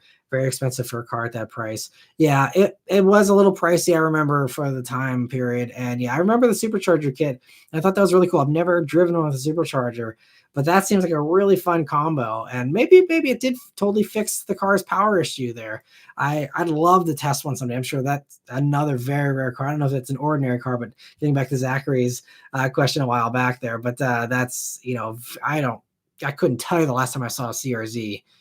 I think I might have seen one a few months back, but that was probably the first one in years that I had seen. They were so rare. I see Lucas says, any updates on the ID Buzz? Not that I've heard of since the initial, launch thing here in the States. I think, what is it, supposed to be sometime next year, I believe, but I haven't heard anything since then. Evolving says, Savage Geese has seemed to be overly negative about the GR Corolla since it debuted. A bit odd given the general positivity in the media, which includes YouTube. I haven't followed their coverage much. I have their newest GR Corolla video in my watch later playlist. I'll maybe have a chance to watch it while I'm flying around this week for the LA Auto Show. But it sounds like they had a little issue or something with the Corolla. I can't remember if it was overheating or something. I mean, so if it's not being solid for them, then I can understand the criticism there. It's one of the things, everyone likes different things and has different expectations. And I think, obviously, I mean, Mark has the Civic Type R, and so he may just prefer the more traditional, simpler setup that the Honda has, and he, likes the way Honda does things better. And, so I think, they already did their objective review on the GR Corolla. And so now with these follow-up videos, it's going to be a little more subjective, and that's okay. It's great to, put those opinions out there, and, we all balance each other out. I might love one thing and they hate it, and I hate something and they love it, or whatever, So, that's why it's so important to not take what all of us say as like the end all be all, because we all have different opinions. We all have different preferences, not only us all on YouTube, but all of us out there in the world. Obviously GR Corolla is a very hard car to test drive. But, anything that you're considering, you gotta, sit in it for yourself. Does it feel good to you? Drive it yourself. And it also comes down to, even roads. Like, maybe the roads that I'm on are better suited for a certain car, but then you're on other roads and it drives like crap, and it might just not be the right choice for you. This is why I don't do scores. This is why I don't rank and say, this is a 1 out of 10. I think this is the best thing ever. Because that's me. That's my opinion. But at least my channel is not about me. It's about trying to help you guys find something and giving you the information to develop your own opinion based on, my seat of the pants experience and all the other objective info that's out there about a vehicle, to just give you the information to make your own decision on whether you like it or not. You don't have to agree with me, and I hope everyone forms their own opinions and doesn't agree with me on some stuff. I think that's the variety is the spice of life. And if everyone drove the same car and we all drove the car that this certain YouTuber rated as a 10 out of 10 or whatever, it'd be a really boring world where we all have the same exact crap. But yeah, I love the GR Corolla. I think out of all the hot hatches I drove this summer, I got to drive them all. Very fortunate and thankful that I got to drive them all. GR Corolla was my favorite. And for me, again, there are probably some subjective things. I'm a Subaru WRX fan. That's what I cut my teeth on as far as my love of cars, really. And so the GR Corolla reminds me of the same kind of powertrain you have in a WRX, with a very boosty thing, at least the the prior generation, earlier WRXs where you have no power until $3,000 or whatever. that's GR Corolla. And so, the adjustable diff, just like an STI, like I think it was just, it pushed all the right Subaru buttons, and the GR Corolla was the STI that Subaru refuses to make, and Toyota was cool enough to make it instead. And so, yeah, if it were my own money buying a hot hatch, I'd buy a GR Corolla, even though Type R has a better interior, is more practical, would probably serve me better as far as, a daily driver kind of thing, and Acura Integra, Type S even better.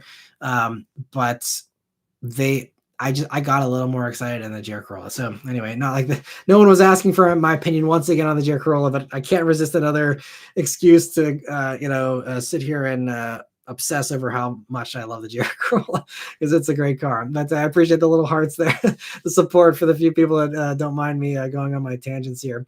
Anyway, Dorian says, what about an ad for Bugatti? Okay, yeah, I would take Bugatti's money, because no one really cares about an objective review of Bugatti anyway. Everyone knows they're amazing. So if it's something like that where it's painfully obvious that there doesn't need to be any objectivity here anyway, then that could be one that I'd totally take some money from Bugatti for sure. So you got me there, Dorian. And Austin says, Savage Geese is overly negative about everything though. Never watch that channel when you're feeling depressed. I think they make some really good stuff though. I do love Savage Geese. I mean, I don't agree with everything they say. And I think they have some interesting takes sometimes that I don't agree with everything, but I think they do some really good stuff too. And I love, they have very dry humor, but for me, it really jives with my sense of humor. And I can't remember which one I was just watching. Oh, I watched their Z Nismo review. After I did my Z Nismo review, I'm like, what's wrong with me? Is it just me? So then I went back and watched their Z Nismo review. And then just, the little Mark AI or the little Jack AI snippets that they do and stuff. Just, I don't know why, but like, they always get me cracking up with their, oddball humor. So I love Savage Geese for sure, even though I don't agree with everything they say. They are fantastic. And I've said this many times before, but they work so hard. People don't realize doing those big comparison things, getting all those cars booked at the same time. And then like they make sure they're on the same tires at the same day. And you get all the engineering support, you get all the behind the scenes stuff and the interviews and stuff. It's like, they are not getting paid enough to do that. And they deserve every ounce of support that they get and every view that they get. They're highly underrated, I think, still. I'm still really hoping someday that they get some kind of Netflix deal or something, because that's what they deserve with that kind of quality. Or I hope that like Haggerty just buys them out or brings them on board or something, since Haggerty has, more money than Elon Musk these days. It seems it's just like they're throwing money at everything. So I hope that Haggerty maybe gives them the dollars they deserve someday and the support that they deserve. But I love Savage Geese, but they're definitely not for everyone, I'm sure. Kyle says, Matt, even a Hyundai Elantra N at 35 grand has metal paddle shifters. Nissan should feel that comment and take notice. I felt that myself. Yeah, and it's, so that's the kind of stuff, I'm never unfair in my opinion with my criticisms. I think that's how you get on a manufacturer's bad side, is if you say stuff that's off base, stuff that isn't well supported, or you're just having a bad day and you're just, going off about something stupid. I think that's the kind of stuff that could get you in hot water with some companies. But like, what is Nissan going to say? It's a fact. There's metal paddle shifters in a car that's half the price. They should feel bad about that. And what are you gonna say? You're gonna be mad at me because I said that? Like, you can't be, and hopefully they won't. I'm sure they'll be cool about it.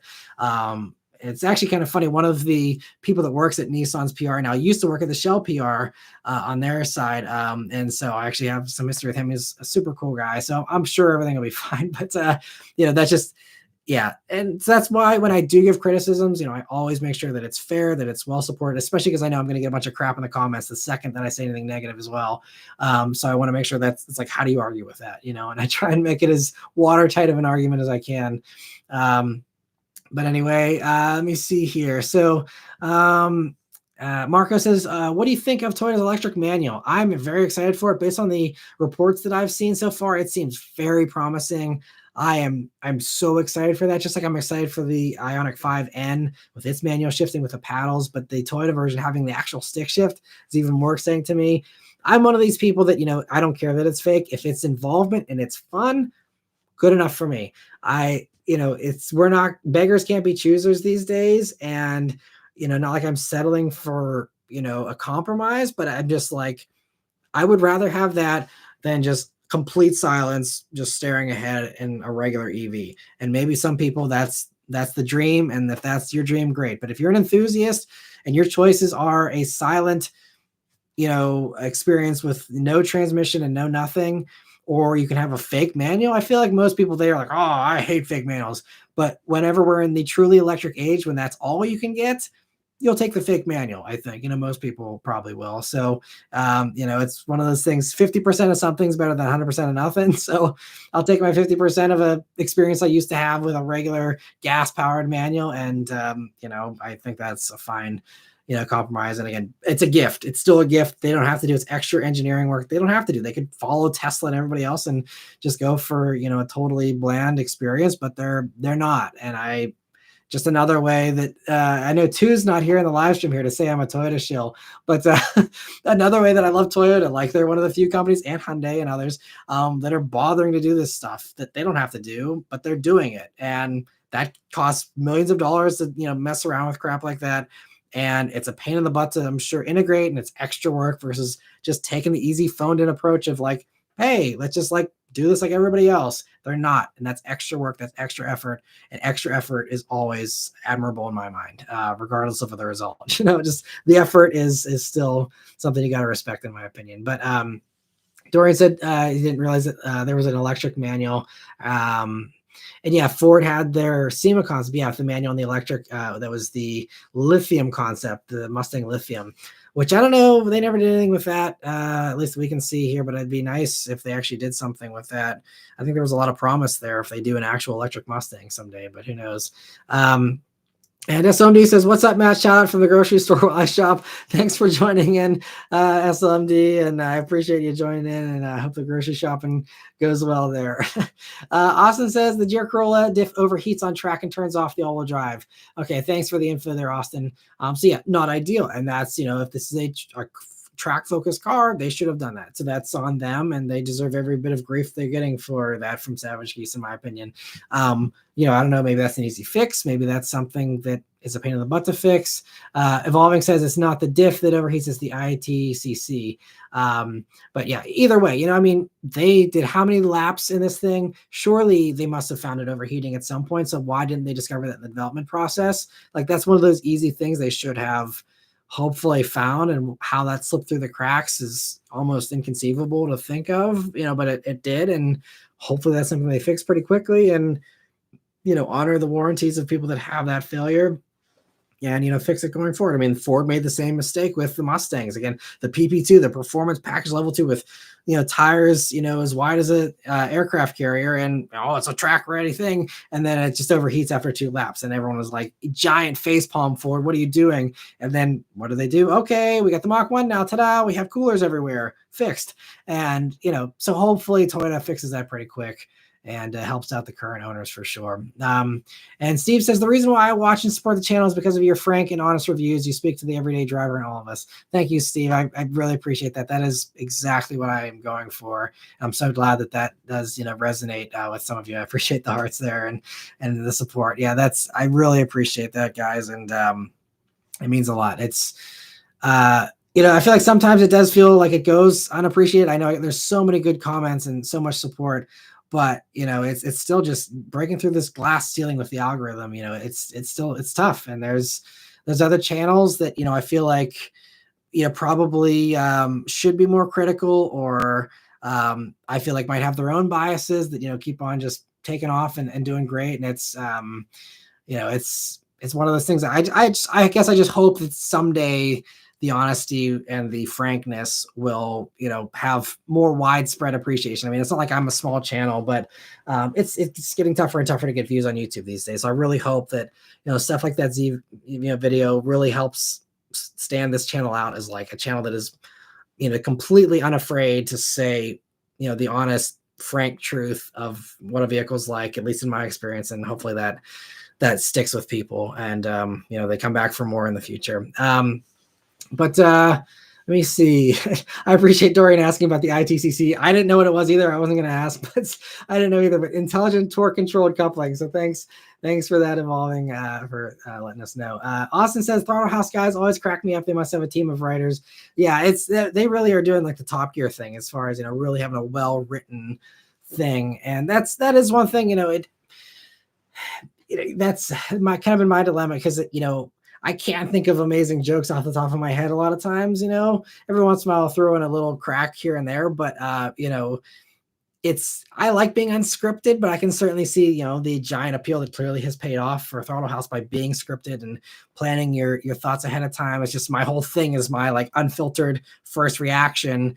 And so it's a little hard to prepare. And then whenever you have like the Z Nismo thing where it's something takes me by surprise, and I wasn't expecting it to be like that. I threw in the Copart comment there in that video, but aside from that, it's like I would have had a bunch of jokes probably ready to go if I would have known that vehicle was going to act like the way it did. But yeah, they definitely have some funny moments for sure there.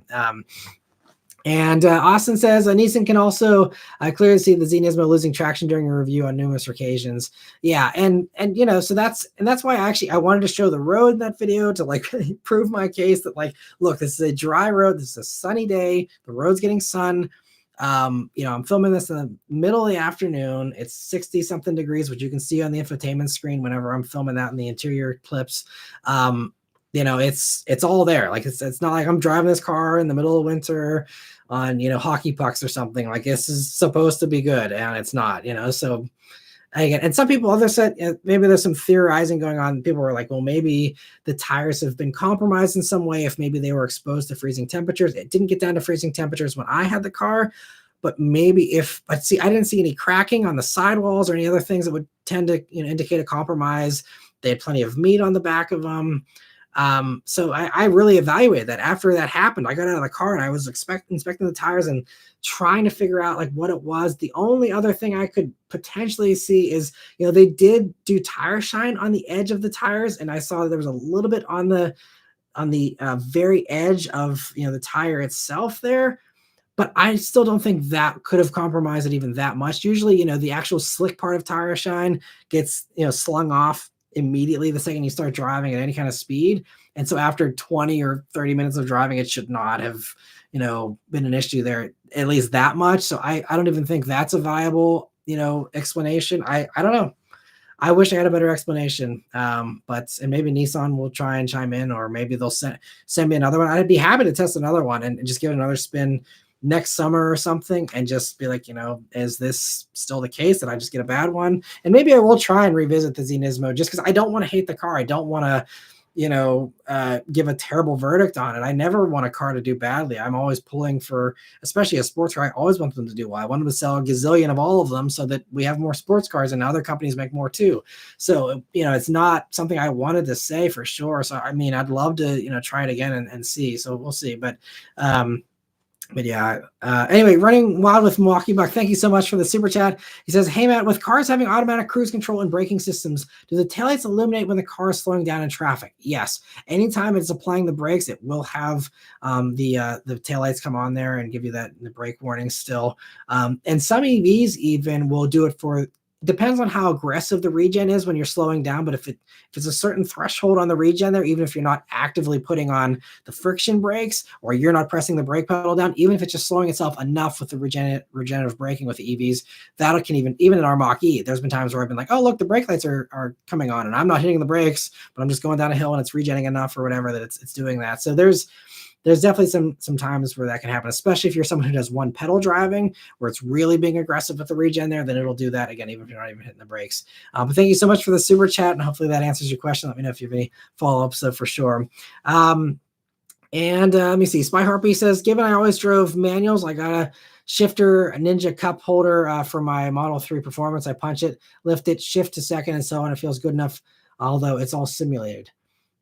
Interesting. I didn't know that was ever a thing. I had no clue that. So you can do a manual. So does it tie into the computer in the car to like limit torque and stuff, or is it just like a joystick controller that's not connected to anything? I'm very curious about this now. I didn't know this was already a thing. I thought that Toyota and Hyundai and all them were the pioneers here of this, but I'm very intrigued. Please send me more. I mean, I can just look it up too. You don't have to write a book about it, but I'm very curious to hear more about that. Interesting. Shifter Ninja cup holder shifter. I will look into that. Thank you. I always learn something new in these live streams from you guys. So thank you so much for always giving me a bunch of outside insight that I don't get here on my own. And Marco says, I think they do. My in-laws, Forester does it as far as the braking there. Spy Harpy says it's a cup holder with a gated shifter. So is it just a cup holder? Or is it just, so you're just pretending essentially? Is that kind of what I'm gathering here? Or is it actually connected to anything? Maybe not if it's just a cup holder. That's very interesting. So let me see here. Jonathan Johnson says, curious on your thoughts on the S650 GTCS. I can't believe it wasn't an April Fool's joke, especially in Atlas Blue with the blue wheels. Yeah, okay, so it's just pretending. All right, well, thanks for that, Spy Harper. That's very interesting, though. And I can see that could be fun. But yeah, thank you for the follow-up there. As far as Jonathan's question, yeah. So like I said in the weekly update, I'm not in love with the blue accents there on the California Special. Yeah, not in love with that. I think, like I said, earlier in the live stream here, the regular S650 has really grown on me with the exterior, but that just definitely that's not it. I would not want the CS for sure. It's just kind of weird, especially in the grill there. And the wheels are a little too much for me, but yeah. That's interesting. Let me see. So Cars says a good point about the paddle shifters. As inexpensive as the 2010 Mitsubishi Lancer Rally Art is, it had stock magnesium paddle shifters. I used to drive one, and the shifters were excellent. Yeah, there's paddle shifters in that. I mean, like I said in my Z review, the 370Z had Nismo had regular paddle shifters for the regular ones on the automatics.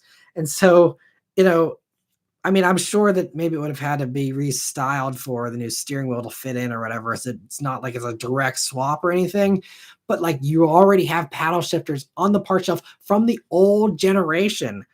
That was really mind blowing to me that they downgraded that, especially considering the price. But you can watch the video if you want to hear my rant on that. But yeah, it blew my mind. I don't know how, I don't know. I would love a car company to make me an offer, or even just like consulting on the side. Not like I have all the answers or anything, but like something like that to be so missed. Like they could hire any one of us here on this live stream. Just pay one of us, a couple of bucks. We'll give you our opinion and be like, hey, have you guys thought about porting over the paddle shifters from the 370Z? Maybe that could be something instead of taking the time to develop new plastic paddle shifters.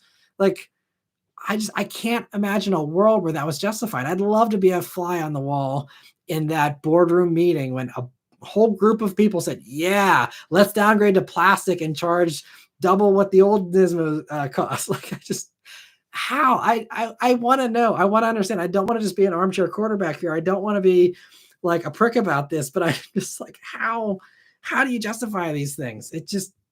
I would love to have an answer. I'd honestly love for someone from Nissan to be like, you're dumb and here's why. And I'd gladly recant, but I just like, I can't wrap my head around it.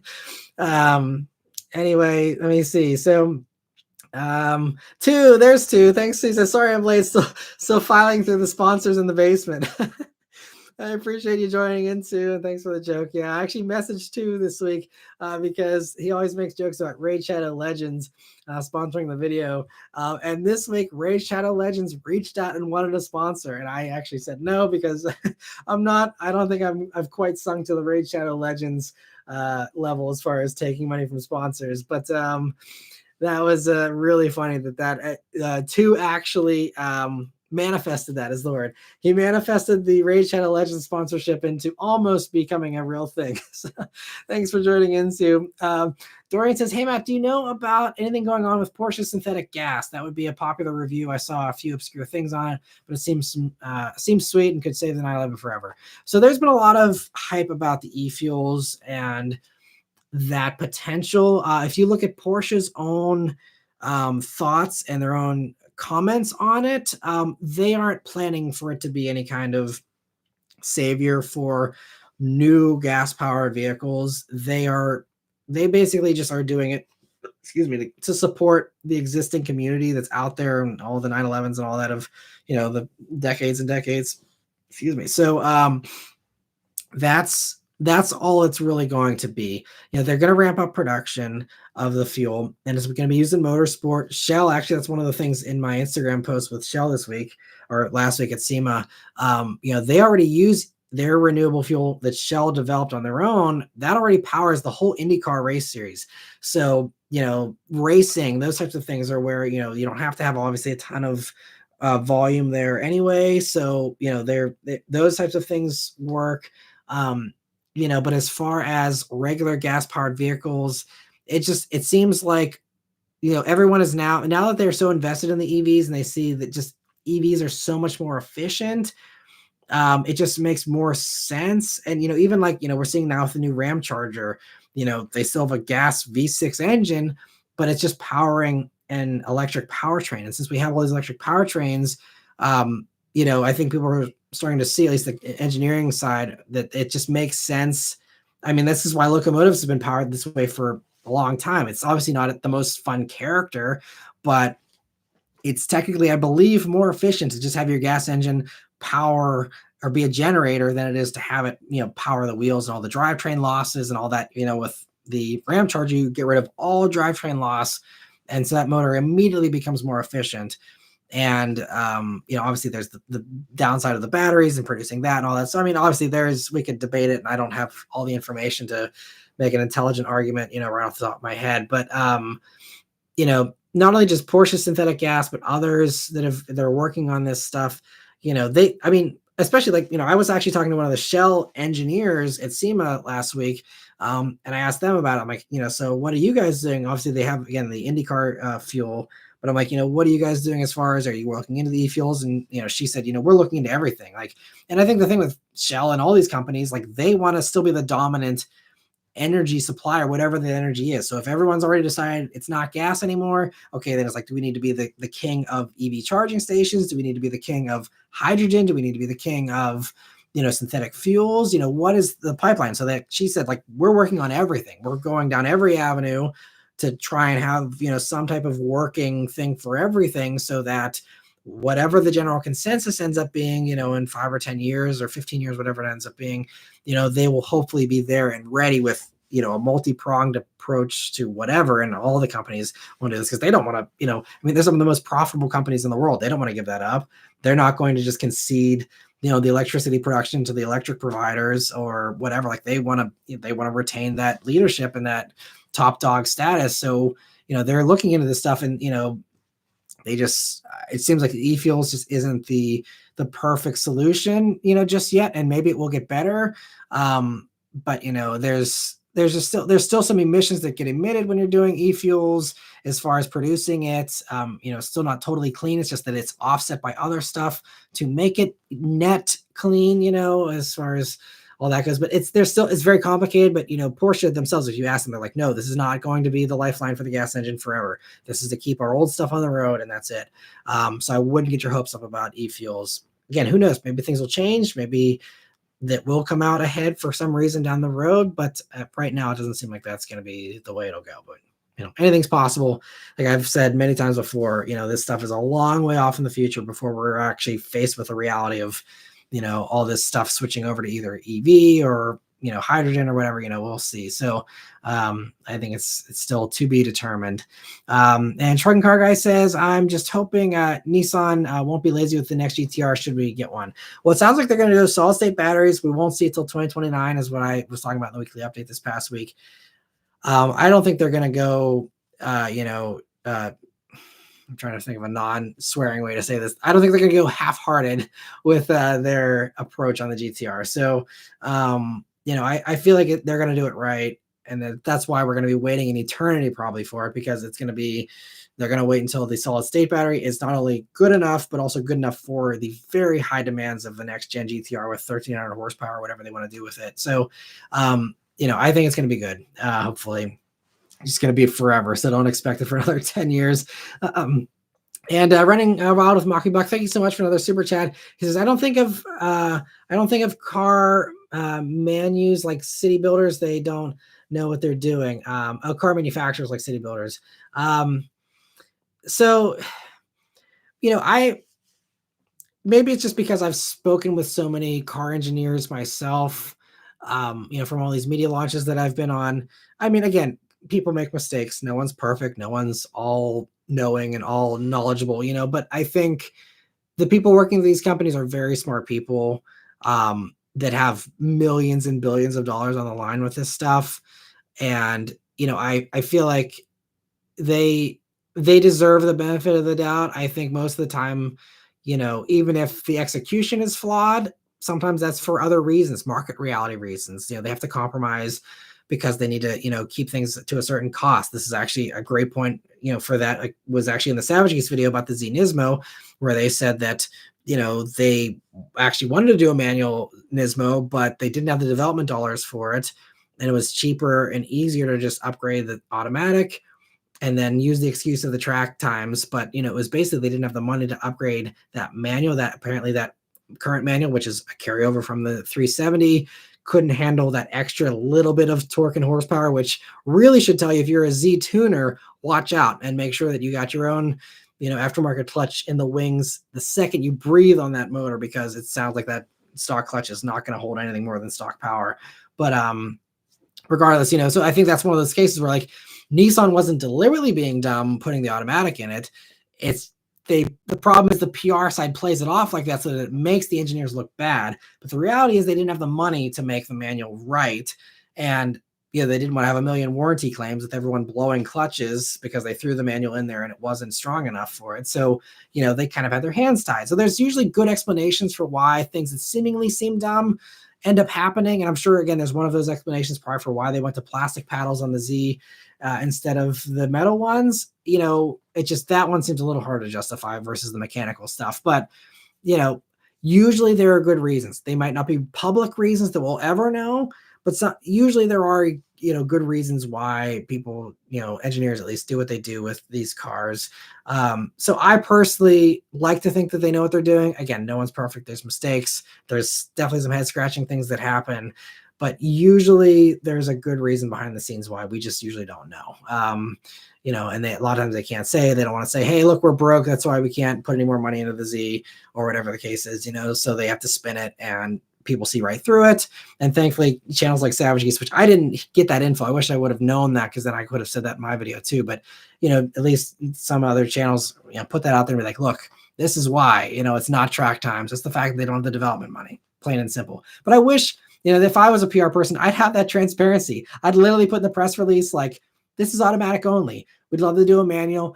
Maybe someday down the road we will, if the sales are well enough, or good enough down the road that we can justify spending the money on it. But unfortunately, at this point in time, we are not able to justify spending the development money to make a manual. And just put that in the press release, and then no one gives you crap for it. They would have avoided all the hate for the automatic if they would have just put like 2 sentences in the press release, like, this is why the manual's not there, the end. And then be like, okay, understand, you don't have any money. That we've all been there, so it's something like that, but, and let me see. But thank you so much for the super chat there, Milwaukee Buck. And let me see. Other questions. Marco says, didn't they have the GTR paddles in the Infinity Red Sport? Yep. And even regular Q50s had them. I remember even the 3.7 liter V6 version of the Q50 I reviewed, that had paddle shifters with the metal ones from the GTR as well. Everything got the GTR paddle shifters for like the entire 2010s. And then all of a sudden they're like, oh, no, gotta go to plastic. Throw out those nice metal paddles that everyone loved, by the way. But let me see. And Dorian says that GTR would do well with a small electric up front, negating the need for that weird drivetrain. Yeah, I mean, I think the GTR, it'd be fun to see some kind of plug-in hybrid or some kind of combo, but it seems like they're just going straight EV. And, but they can always change their decision on that too. We'll have to see. But let me see. So Austin says, Stockton Gardner has a good question. Do you have any plans to get help to help get the YouTube algorithm back on your side? Thanks for highlighting the question, Austin. He says, both he and I don't understand why you don't get higher video views. So, it is really easy to blame the algorithm, and the algorithm is certainly to blame for, some of any YouTuber's struggles. We all do. I mean, because there is a clear thing where if something catches fire and the algorithm pushes it, like I've seen that, in action, where or even just sometimes where I get the SEO just right. And I've noticed this, some oddball videos where they've just done super well because all of a sudden the Google search loves them, and I get a ton of views from Google, and it just shoots up for, a week or something, and then it completely dies after that. But there are weird phenomena that go on behind the scenes that sometimes contribute to views like that aren't totally fair or merit based. Now, as far as do I have any plans, I think, because it's not all algorithm, it's just the fact that, my channel hasn't grown at the rate of others. And so I haven't been able to, I don't get the same opportunities as everyone else. I don't get invited on all the same press trips as some of the other bigger YouTubers or even some of the smaller YouTubers than me as far as subscriber size, which is kind of irrelevant these days to judge a channel's size based off the subscriber count, because that's really useless. It's so funny. And this is actually, I guess another example of the algorithm where it does hurt you is the fact that like subscribers are completely useless from a numbers standpoint these days, as far as it doesn't really indicate anything. Because, for example, you can see in the algorithm, the analytics and how the algorithm doesn't actually give you a fair shake sometimes. Like my video I posted for Shell here at the SEMA with my drift ride. I was riding with Adam LZ sideways in a 3-car tandem drift. And it was a short video. It was only like a minute and a half or something. So like no barrier to entry as far as, oh, this is too long of a video. It has, star appeal with Adam LZ. It's me having fun, which everyone likes my reactions typically. I'm having reactions nonstop while going sideways with two 2024 Mustangs sliding right next to me within inches of my face. And it was a super awesome video that no one was interested in.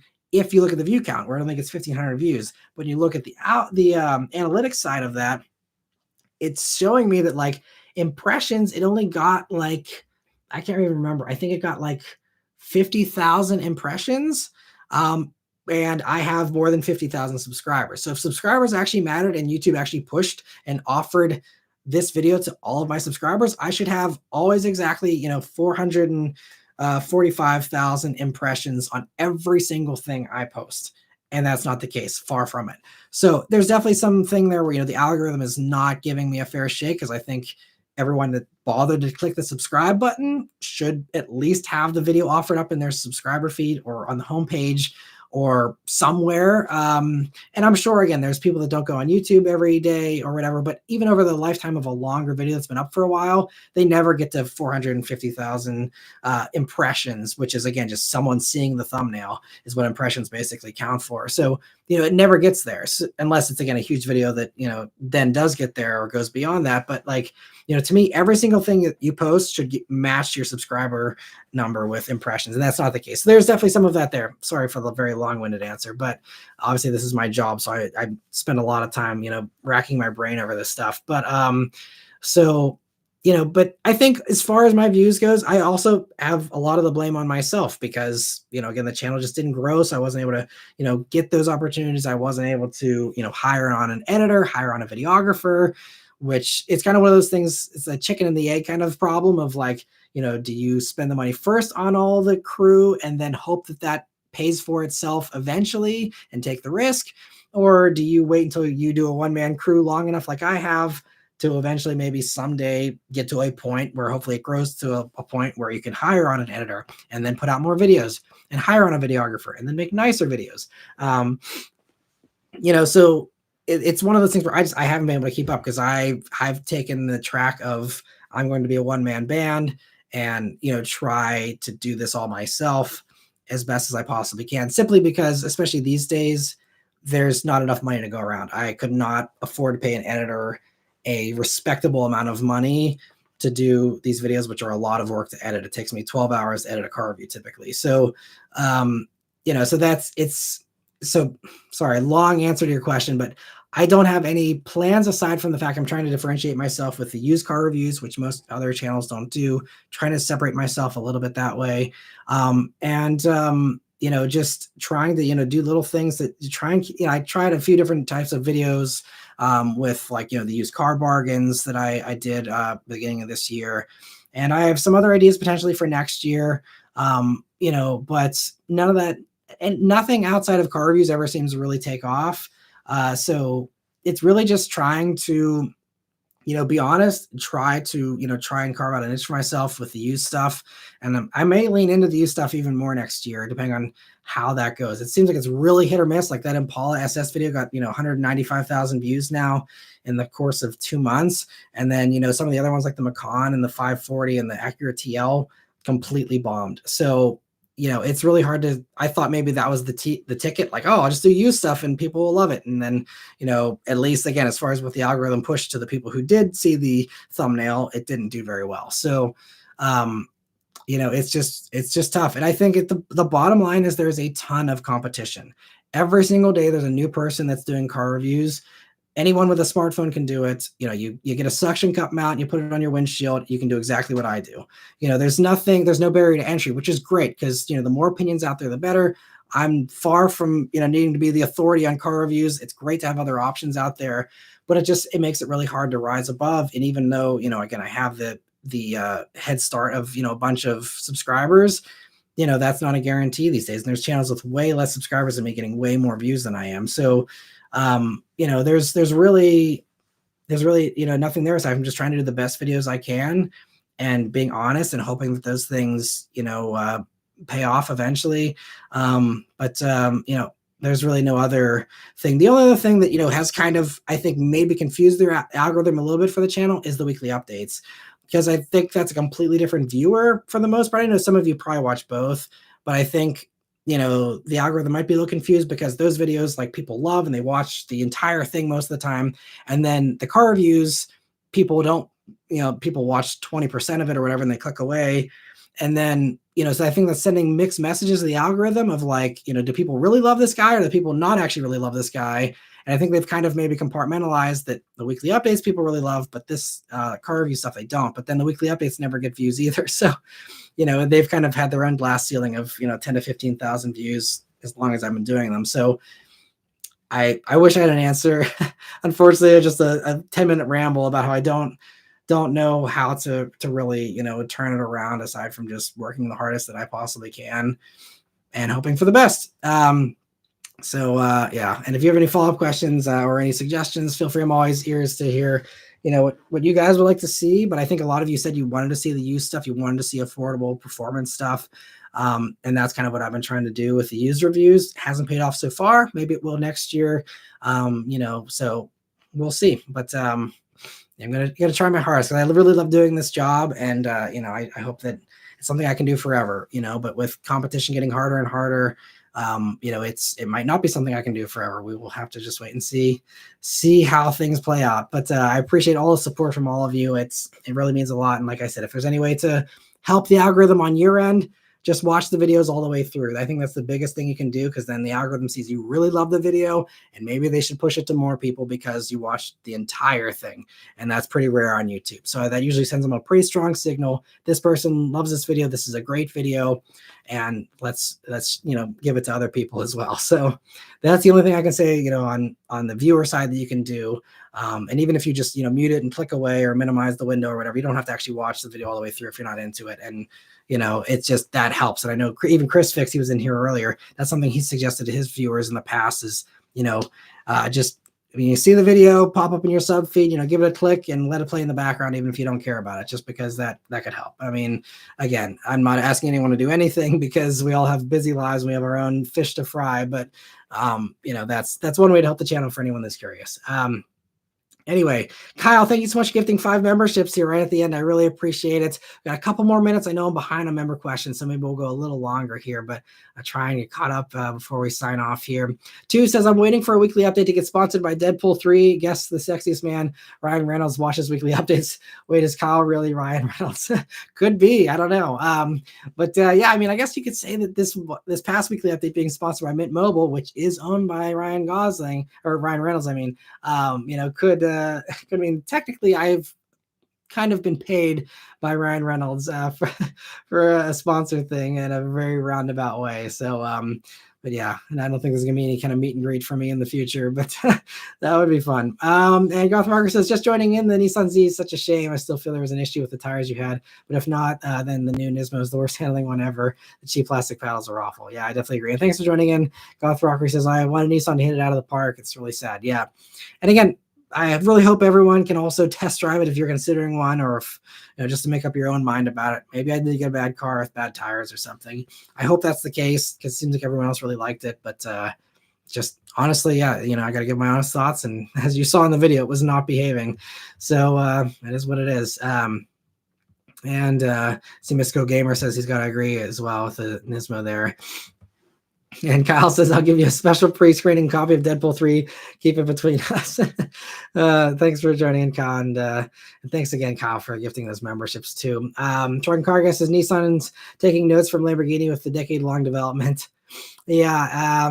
Well, I mean, they've always had long development times with the GTRs. They really keep that very guarded for sure.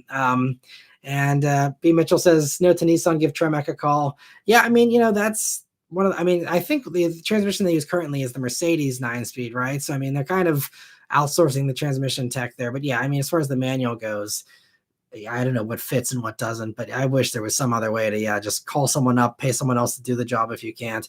But hey, that also costs money. So maybe they can't afford Tremec's royalties or fees or whatever. And A Silva says this is why we need to invest in Matt Moran's simple cars. Yeah, that would be great. Yeah, that's past live streams. We've talked about how I want to just make a car that's super cheap with roll-up windows, no radio, and manual door locks. And I think something like that could actually still be appealing these days for people who just want transportation and don't need automatic emergency braking and a million different features in their base car. It's kind of funny how car companies just have completely abandoned the base car buyer in a lot of ways. And Garth Rocker says, test drove the WRX GT. I really liked it. The performance CVT is really damn good. The adaptive dampers help the ride a lot. Not as good of a ride as my Continental, but impressive. Might buy one.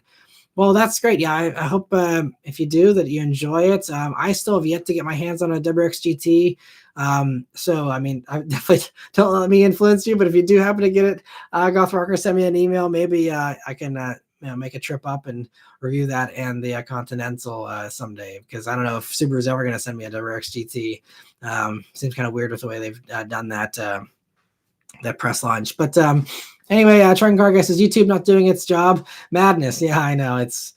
Although, I really don't want to speak badly about YouTube, because I love how they continue to improve the platform. They continue to pay people respectable amounts of money to post videos, unlike TikTok and Instagram and Facebook. I mean, they could have totally followed the trend and just completely threw the creators under the bus, and they haven't. They still pay us really well. And I'm not getting rich off of it like some other YouTubers are, but I'm able to make it my full-time thing. If I was doing this on Instagram, Facebook, and TikTok combined, unless you had a massive following, but at my following level, there's no way that I would have ever been able to do this full-time or even part-time. Honestly, wouldn't have been worth my time. So, I mean, YouTube is still the platform if you want to actually support, the people that you love on YouTube there, or on any social media platform. But anyway, B Mitchell says, so do you have Beth roll the camera on your driving past shots? So those are done with Beth and with my sister, actually. So my sister is sitting in the passenger seat in the front there, holding the camera for the rolling shots, and then Beth is driving, usually in the Mach-E, whenever we're doing those. Sometimes we'll have someone else drive and Beth will be filming if my sister's not available, but typically it's my sister doing the rolling shots, and she's on the rolling shots ever since we started doing those, which was back in the Harrison Auto Sale days, back in 20. Honestly, we even did it before I even knew Beth. This was, even back in 2013 when I was starting to do car reviews. My sister is there ever since the beginning, hanging out of the, not hanging, but sitting out of the passenger side window there, taking the rolling shots there. So she's always been a huge help. Dorian says Savage Geese got in with Dell and someone else helping him do it fancy, maybe something like that. Yeah, that definitely helps. They have some other stuff that they do on the side, with those guys. They have backgrounds and, computer stuff and all that. So that, I think that's kind of what helped them with that. But yeah, I'd love to, but I think even that, I mean, Mark does, at least I think he still does all of his own editing still. So even if he's got some nice computer gear to work with, it's still, creating that stuff and editing it. I mean, I've talked to Mark and Jack about, oh man, the amounts of late nights that Mark has put into, getting these videos done in time and stuff. It's insane. So I'm not jealous of their editing workload, that's for sure. Two says, "Crew, bro, you have a basement, a basement of slaves." Oh, back to writing content. Two with the basement jokes. All right, we're a few minutes over here. I'm going to get last few questions here. Let me see. Joe says pancakes or waffles. I'd say pancakes for me. Let me see. Two says maybe you should pay your content basement, or at least give us food instead of cardboard. Yep, you'll get the factor meals that they were a sponsor a while back. I'll get them back as a sponsor, and you can get the yummy meals from them for as payment for writing content in the basement. Thanks for joining in too. Fook says a few YouTubers hire someone who tracks all the analytics and gives feedback. Have you ever thought of that? I don't know if they actually work, but apparently they're a business. Yeah, there's a bunch of networks that can do that kind of stuff. Sorry, my watch is buzzing at me for some reason. So there are things like that. Those usually take more than they give, in my experience, as far as, they don't pay for themselves. Typically, it's good insight sometimes. But the analytics that YouTube provides are pretty straightforward. Maybe someone who's an expert in some of this stuff could, give me a little bit of an edge, as far as some insight. But I feel like most of the heavy lifting is already done by YouTube with just them putting all the info out there.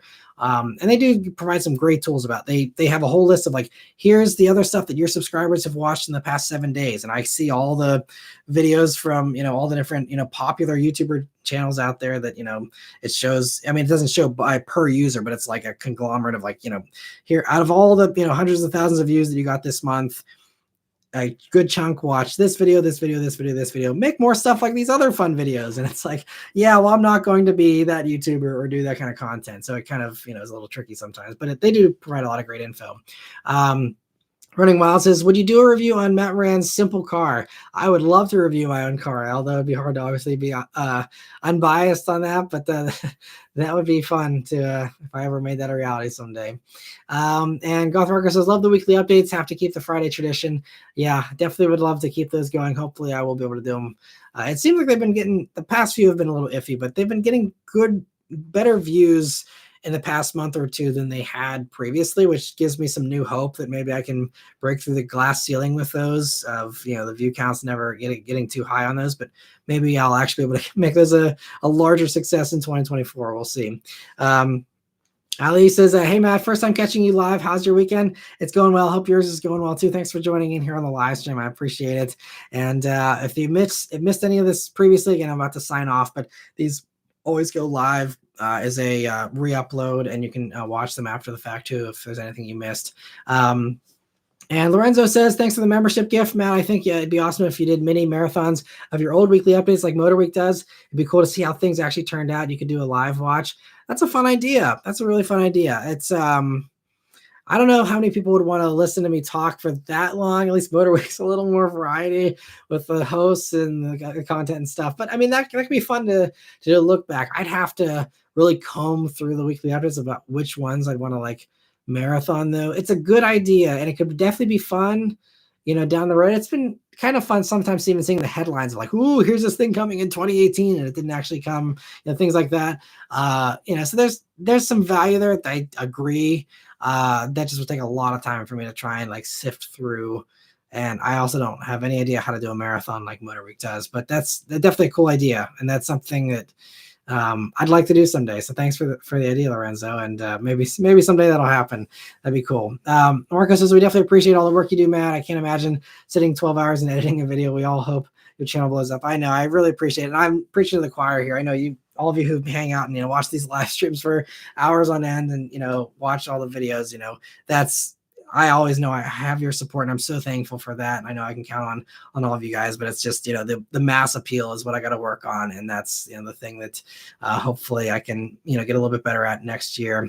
And Truck and Gar Guy says, have a good week, everyone. I agree. And Spy Harpy says, thanks for another great live stream. Yeah, thanks for joining in, everyone. And I see Fook saying the same there. And Little Rockstar says, hey, Matt, Blaze here. My parents just picked up a GR Corolla last Friday. It's been a blast driving, and I hope you and the family are well always. Yeah, thanks so much for joining in, Blaze. And man, you and your family have such fun cars. He's got a Focus RS, And you got the GR Corolla there, man. Sounds like a fun family gathering. You guys can go on family backroads jaunts. That could that could be awesome. It's very cool that you're all enjoying the fast cars and the hot hatches together. That's so cool. And congrats to them on getting a GR Corolla. That's obviously, as you know, I highly endorse that car. So great choice in my opinion, and hope it treats them well, and I hope they love it. But anyway, yeah, so we'll sign off here. Thank you so much, though, everyone, for joining, and I really appreciate it. I appreciate all the support, all the watching and the commenting and the liking, and for joining in here. I hope you all have a great week. It's going to be a busy week. There's going to be a bunch of stuff here with the LA Auto Show coming out, so stay tuned. I'm going to have some little news videos I'll be posting up, and some coverage there from LA, which some of it might just get rolled into the weekly update, which will be another on location one here this week, which I know some of you enjoy. So that'll be fun to do. But yeah, it'll be a great week. A little bit different this week. No car reviews this week, but I'll have some cool videos here, some new stuff coming. So definitely stay tuned for that. And yeah, so thank you all very much for watching. Have a great week once again. And I'll see you guys on the next one. Take care. Let me find my end stream button. Here we go. All right. Thanks, guys. See you later.